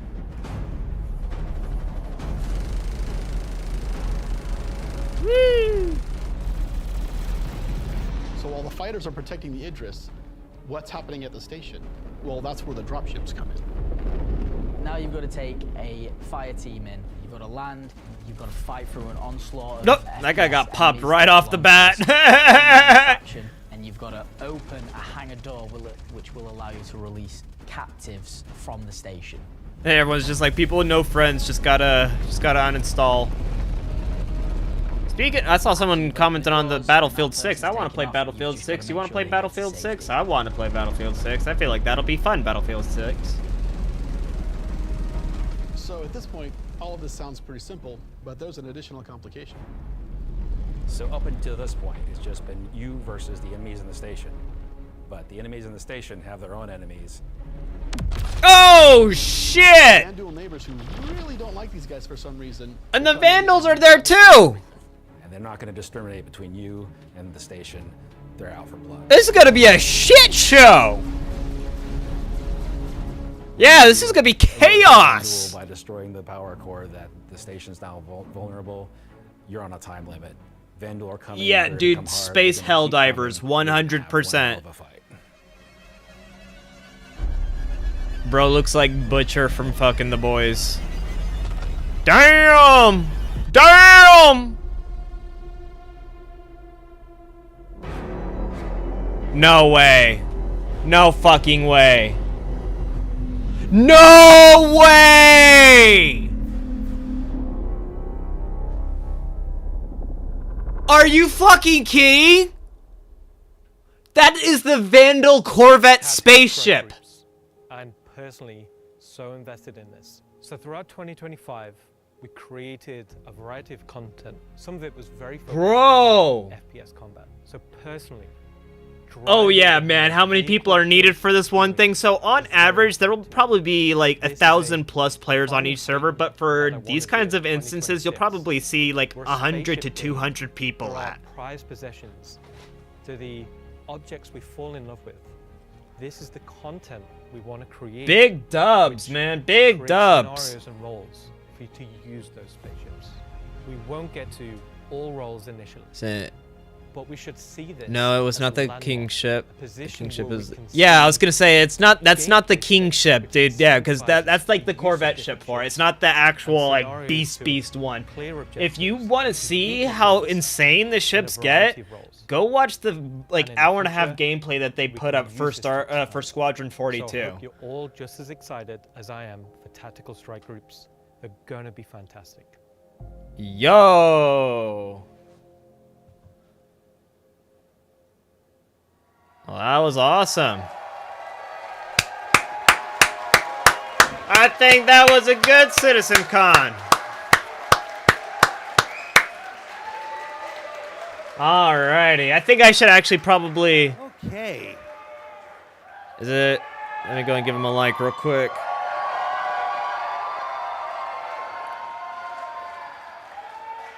I think that's everything. Why do you still have the puppet? John, come home. All right, so tactical strike groups. Helldivers wish it could be this, facts. For the last 10 years the PU's been around, we've done lots to build stuff for mining ships and for salvage ships, and as Rich said, we're currently building out. I want babe building, not base building, babe building. But combat missions. Oh, hi, Aaron Roberts. Aaron Roberts. But finally having enough of the foundation in place that we can begin to build real spaceship operations.